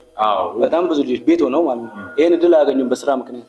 ትክክል። እሱን እኛም አሁን እሱን አስበን ሁለቱም ሀሳብ እንዳለ ከተማ ውስጥ ያሉ ልጆች ስለሚከታተሉ እነሱን በማሰብ ነው አሁን ይቀረጻ እንዲህ ከተማ ውስጥ ያሉ ልጆች ስለሚከታተሉ እና አንዳንድ አስተያየቶችን ፊድባኮችን እኛ ጋር ስለደረሱ መልካም እንደሆነ ስለተነገረን በቃ እንዲተላለፍ ፈቅደን ወንድሞቻችንም ደግሞ እንደነገሩን ከሆነ እንደው ተቆራርጦ ሌላ ነገር እንዳይመስልብን ብለው እነሱም አምጥተዋል። እንደዚሁ ካላቸውን ማለት ነው። ጥሩ ነው፣ ደስ ይለናል። ምንም ችግር የለውም።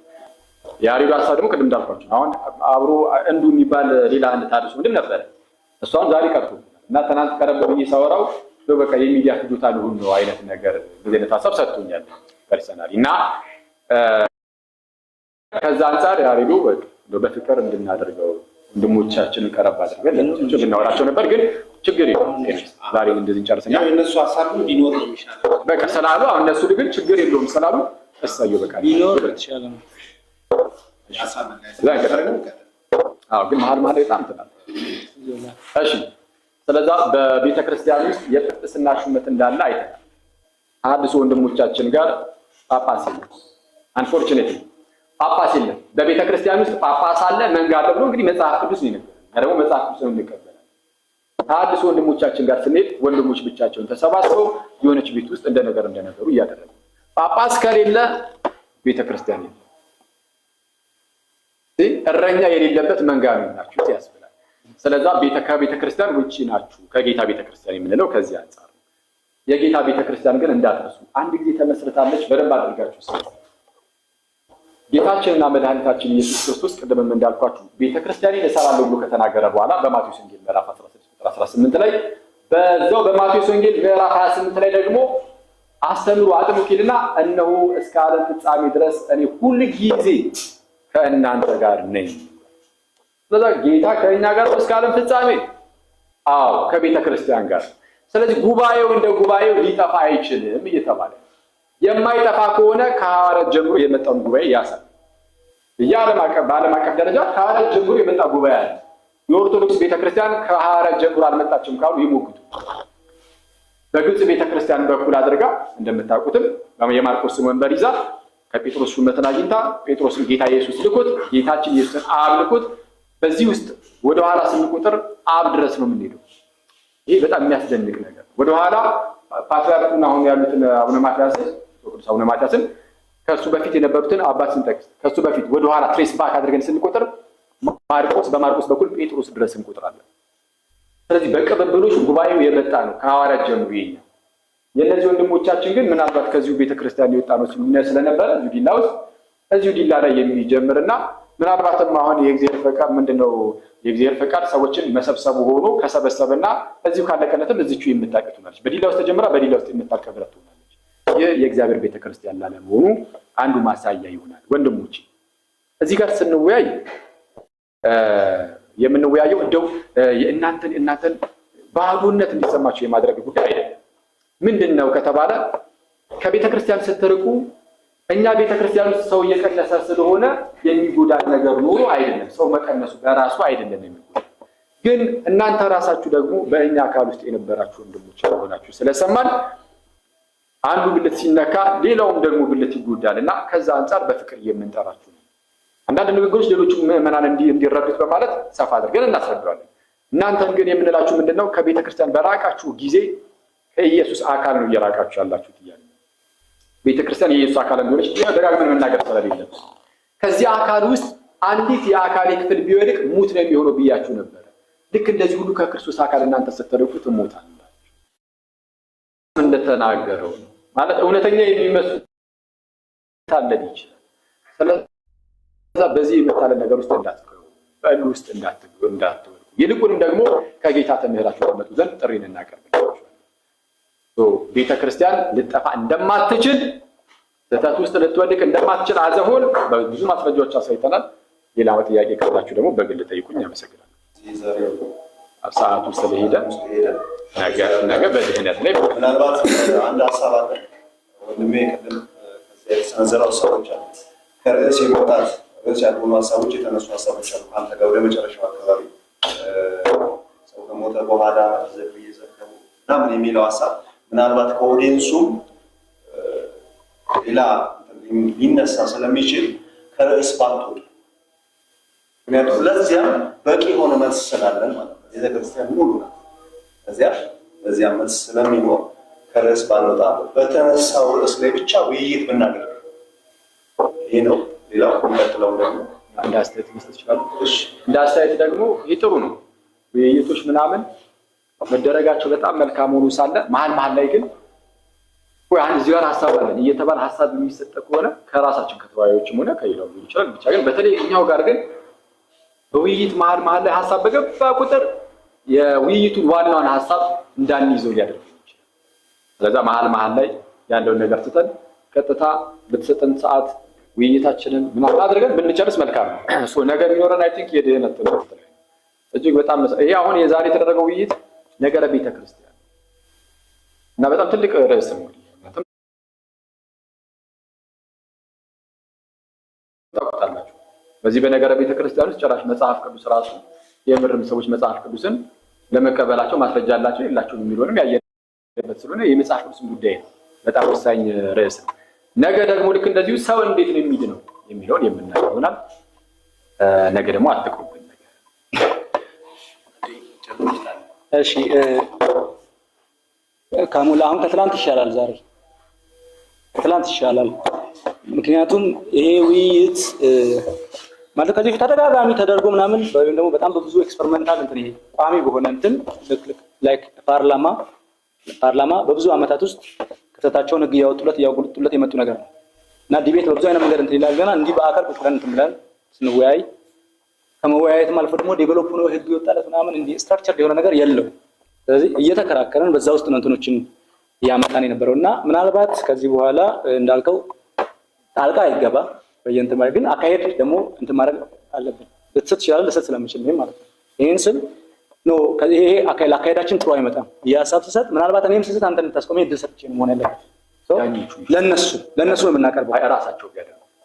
አይ እኔ ለምሳሌ ከአካሄድ ወጥተሃል ይሄ አካሄዱ ጥሩ አይደለም ብዬ ካሰብኩኝ እዚህ ጋር አካሄዶ ይሄ አሪፍ ውጤት አያመጣም ብዬ አስባለሁ። ውድቅ ማድረግ ይችላሉ እነሱ ነው ብለው እነሱ ሰሚት ያደርጋሉ፣ ውድቅ ማድረግ ይችላሉ። አንተም ሀሳብ ካለ አካሄድ አሁንም የሆነ ይሄ እንትን እንዳይሆንብን ነው ችግር እንትን እንዳይሆንብን እየተማርን እኔ አሁን በበኩሌ ከትናንት አሁን ትናንት ትንሽ ከባድ ነበር። ዛሬ ይሻላል። ነገ ከዛሬ የተሻለ እጠብቃለሁ። እየኖርነው እየተማርነው እናደርገው ያደረገ ማለት ነው። እየተማርን እንትን ብለን እንምጣ። ኮምፎርት አይንሳሱ ብዙ እኔ ምን ስልክ መሀከል ላይ ጣልቃ መግባቱ ምናምን ነገር ህግና በጅለት ወይ ግን ስለተፈጠረ ኮምፎርት አይንሳሱ። አንድ ጊዜ ህግ ይበጅና ማለት ነው በቃ በህጉ እንሂድ። ትልቅ ሰዎች ነው ህፃናት አይደለም። ስለዚህ በህጉ እንሂድ ነው። አለ ይሆናል መሰለህ። እሺ ለምሳሌ አንድ ሰው የሆነ ሐሳብን ያነሳል አይደል? ለምሳሌ አንተ የሆነ ሐሳብን አነሳል። ያ ሐሳቡ መቀመጥ ሲኖርበት የሆነ ነገር በተገባ ቁጥር ይበተንብሃል። እንደዛ እንዳይሆንብህ በእናንተም ጭምር ነው። ይወላኪ አሁን የወጣን ጥቅ ያለ ብዙ ህግ የለንም አይደል? እንትን ያለ እዚህ ወረ ህጉን እያወጣን ያለ ነው። ስለዚህ የሆነ ሰዓት እንዲቋሚ ያወጣነው ነገር ስለሌለ መሀከል ላይ ችግር የለም እንትን ሲል በማይረብሽ መልኩ እነሱን ፈቃድ ጠይቀን አሁን ለነሱ በጣም እንትን አድርገን እነሱን ፈቃድ ጠይቀን ሪስትራክቸር ማድረጋችን ብዙ እንዳይደብርህ ለማለት ነው። ዛሬ እንደዚህ ያለ ነገር ስለነበር በቃ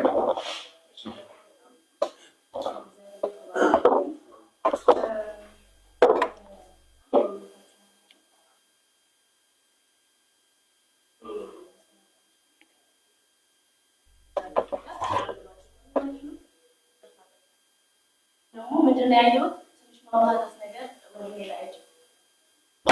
ጥያቄን ጠይቀው ሲመለስ ለምሳሌ ፍቅር ሲይዝብን አውጥተን ነገር ከሆነ ጌታ ማለት ይታዘቡት እሱ ደግሞ ኤግዛምፕል ነው ማለት ጥያቄውን ለመመለስ ምሳሌ ነው። ላንተ መሐመድን ሲያመጣ ነበር ምሳሌ ነው። ያን እንዳደርግ ማቀድ ነበር። ምክንያቱም እሱ ፍቅር ሲይዝብን አያውቀውም።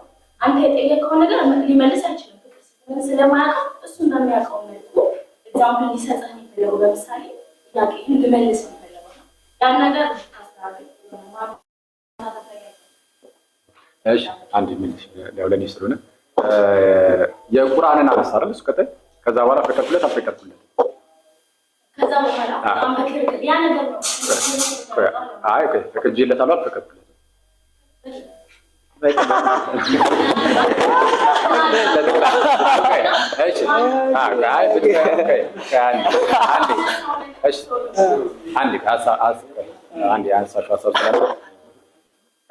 አስቀድሜ ፍቅር ሲዝም ላይ ጠይቁት ለምሳሌ ፍቅር ሲዝም አሁን ብትፈቅድለት ጥሩ ነበር አልሽው። ኦልሬዲ አንቺ ፈቅደለታል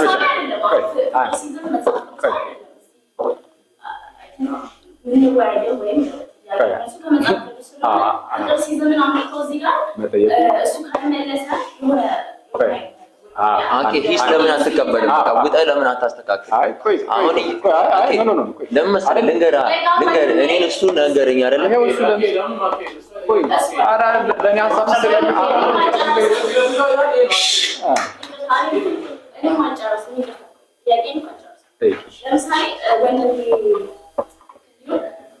እሱ ባለውን እንዲህ ማድረግ ስህተት ነው። ተቀብለን ስህተት ነው። ለምሳሌ እኔ ስህተት የመሰለኝ ነገር እየነገርኩህ ስህተትም ስለሆነ ፍቅር ሲዝም ምንድን ነው መጽሐፍ ቅዱሳዊ አይደለም። ስለዚህ ከየትም ሊያመጣው አይችልም። ወንድሜ ስለማያውቀው እንጨርሰው። አሁን ይሄንንም ልመለስ። ኧረ እባክህ እኔ መች አስረዳው? ቆይ አይደለም አይደለም አኪ እሱ ይሉ በቃ ማለት ይሄ ነገር አንድም እሱ ማያውቀው ነገር ጠይቀኸው የተምታታ ነገር ስለሆነ ኦዲየንሱ ይረበሻል። እሱ ካልመለሰ አንተ ጠይቀኸው ወደ ኦዲየንሱ ስትዞር ኦዲየንሱ ይረበሻል። ይሄ ደግሞ ፌር አይደለም። ይሄን ነገር እንዲስተካከል ነው። እሺ የሆነ እንትን ተቃርኖና ማለት ነው ከሁለታችሁ ሳይድ እያየሁ ስለነበር ኖ ወንድሜ አይደለም። ቆይ ልንገርህ እኔን አሁን እሱ ይሰጠኝ አይደለ ወንድማችን አንተ ምን አልክ መሰለህ? አኬ ቆይ ልጨርስ አኬ መልስ እኮ ሰጠሁ ለሱ። ቆይ አልሰጠሁትም። አቁም ሲለኝ ቆይ ልንገርህ አቁም ሲለኝ ወንድሜ እኔ እኮ የተናገርኩበት አውድ ነበረ ያንን ነገር ሳወራ። ቆይ ልንገርህ ያ ወንድማችን እንትን ሲል ያው እሱ ጋር የደረሰበት ሞቲቭ አለ። እኔ ላብራራለን ነበር በቃ ሂስ ዋት ሲለኝ ቆይ መጣ ቀጥል ተወራ አፍ በጣም እና እሱ ተው ሂስ ዋት አላችሁኝ አይደለ? በቃ ወጣ አስተካክል። አሁን ለሷ መልስ ገና እንዲህ ምናምን ሳይሆን በቃ መጀመሪያ መጨረሻ ላይ እኮ አስተካክላላ እሺ ብለህ ሰጥተው አይደል? አይተናል። ግን እንደ ቅድሙ መጀመሪሪያ አይሁን ያይስተካከል ከዚህ በኋላ አይሁን እሺ ሌላ ማብራሪያ ከተረዳሁት የማታውቀውን ምሳሌ አቅርበህ እሱ ላይ ማብራሪያ በራሱ እንዲሰጥ መጠየቅ ስህተት ነው። እሱ ይመልስላት ማለት አንቺም እንድትረጂው አቶ ይመልስና እኔ መች መለስ በቃ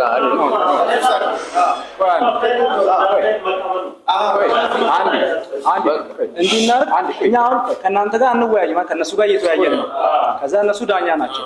አንተ ከሷ ጋር አትወያይ። ስለዚህ አሁን ደግሞ አንዴ ይላወራል አትወያይ። ኧረ አንተ ብቻ አታወራ። አንዴ ቆይ ይሰማኛል።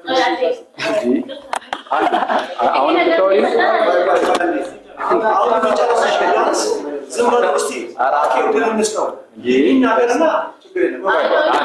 ኧረ በጌታ አሁን ተወይ። ቆይ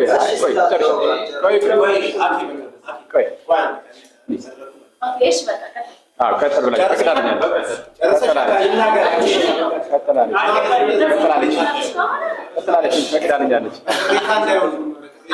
ገና ጠቅሰህ ምናምን እንደ አንተ ፈቅዳልኛለች እኮ ነው ገብቶናል። አሁን አንተ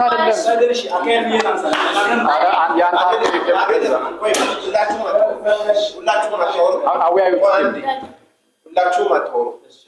ሀሳቧን አልጨረስኩም እያለች መሀል ላይ ገብታችሁ አታወሩ። እሷ እኮ ይሸጥልኝ እኮ ነው ጨርሽ ምንድን ነው እኔ አሁን ይሄ ነገር እንደሚያደርገን አይደለም እንደሚያደርገን ሳይሆን እንደ አስተያየት ነው። መጽሐፍ ቅዱስ መጽሐፍ ባይብሊካሊ ያልሆነ ነገር እዚህ ጋር አምጥተን የሆነ ነገር ጠይቀን ከምናምታታ ይሄ አይነት ነገር ቢቀር ነው የኔ ሀሳብ እንጂ አሁን እንደገና ሌላ ጥያቄ ያለ አስተያየት ላይክ ወንድሜ አስተያየት እንደሰጠው አክሴፕት እንዳደረገን እንደዛው አስተያየት ነው የሚሰጠው። ይሄ ነገር ትክክል አይደለም። ይሄ ነገር መቆም አለበት። እንደዚህ አይነት ነገር መቆም አለበት።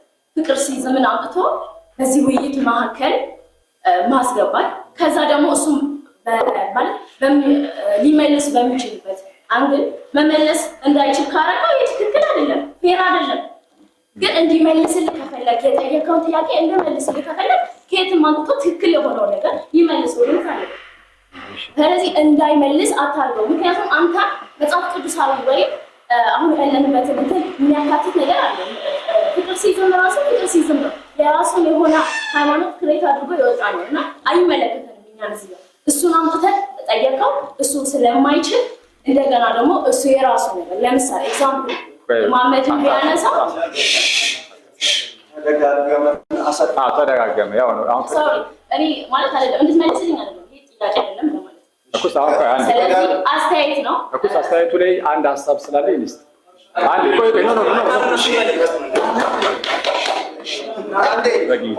ቆይ እናንተ እጅ ብቻ ማንሳት ቆይ አይደለም እጅ አይደለም እነሱን ጠይቀት አሁን እነሱ ምን ይሰራሉ?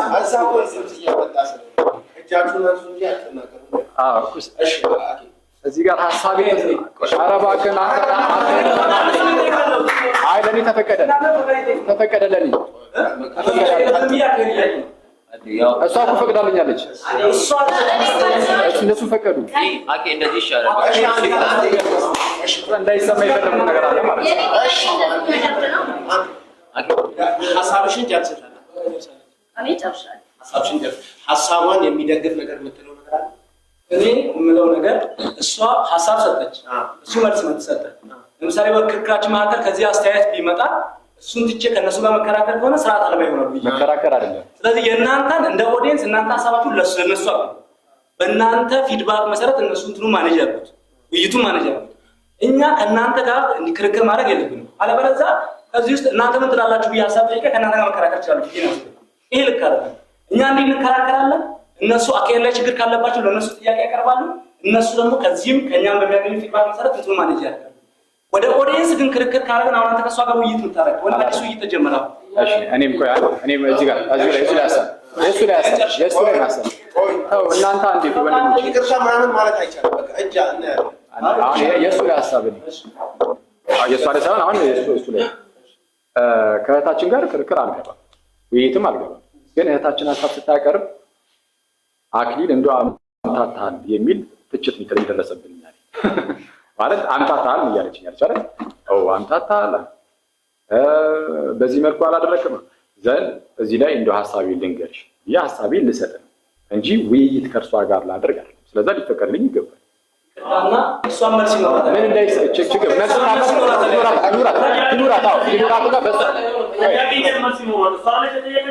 አምታታል አለችው። ለምሳሌ እሱ ደግሞ አላምታታም ብሎ ያስረዳታል።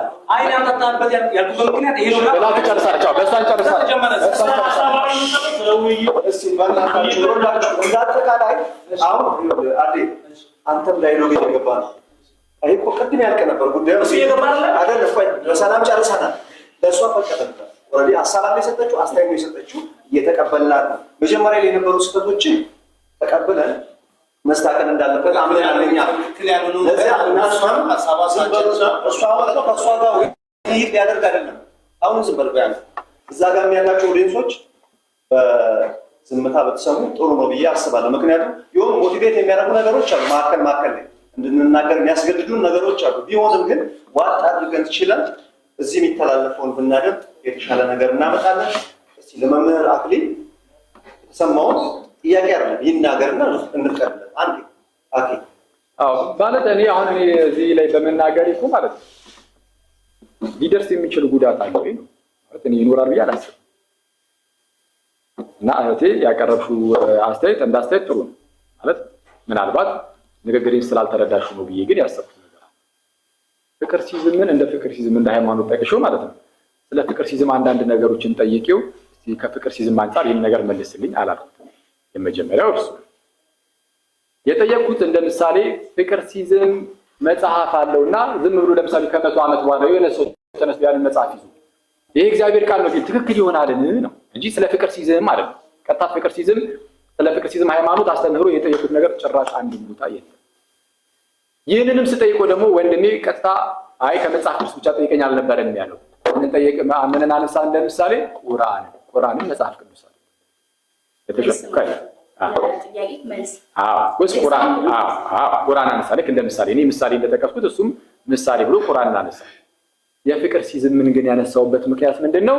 ወንድሜ መጽሐፍ ቅዱስን ሲጀመር የሐዲስ ኪዳን መጽሐፍ ተራሳቸው መጽሐፍ ቅዱስ ስለመሆናቸው ምንድነው ማስረጃው ስለው ማስረጃ የለም ዝም ያመኘ ብቻ ነው እንደሰማችሁ። በቃ የማቴዎስ ወንጌልን ማቴዎስ እንደጻፈው የማቴዎስ ወንጌል መጽሐፍ ቅዱስ እንደሆነ አምኜ ብቻ ነው እንጂ ማስረጃ የለኝም ሲል ታዲያ እንደዛማ ከሆነ የፍቅር ሲዝምን መጽሐፍ ሰዎች አምኜ ብቻ ተቀበልኩኝ እንዳይሏል እኛ ማስረጃ ስላለን ነው እንደዛ የሚጠይቁት። ሌላው ግን ይሄ የማምታታት ነገር እንዳልሆነ ልብ ልንለው ይገባል።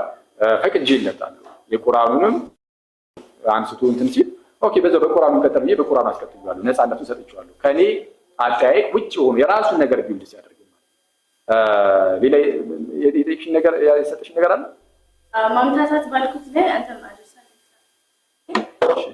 ያን ከጠየቅ በኋላ ያን ማለት ስለ መሐመድ ሊናገር ሊያወራ ብሎ በጣም ጠይቀዋል ማለት ከልክልኸው ነበር። ያን ስትከለክለው ወደ ኦዲየንስ ዞረ ያ ነገር ማምታታት ብዬ አክሰፕት ያላደረኩት ይሄ ነገር ነው። እሺ በቃ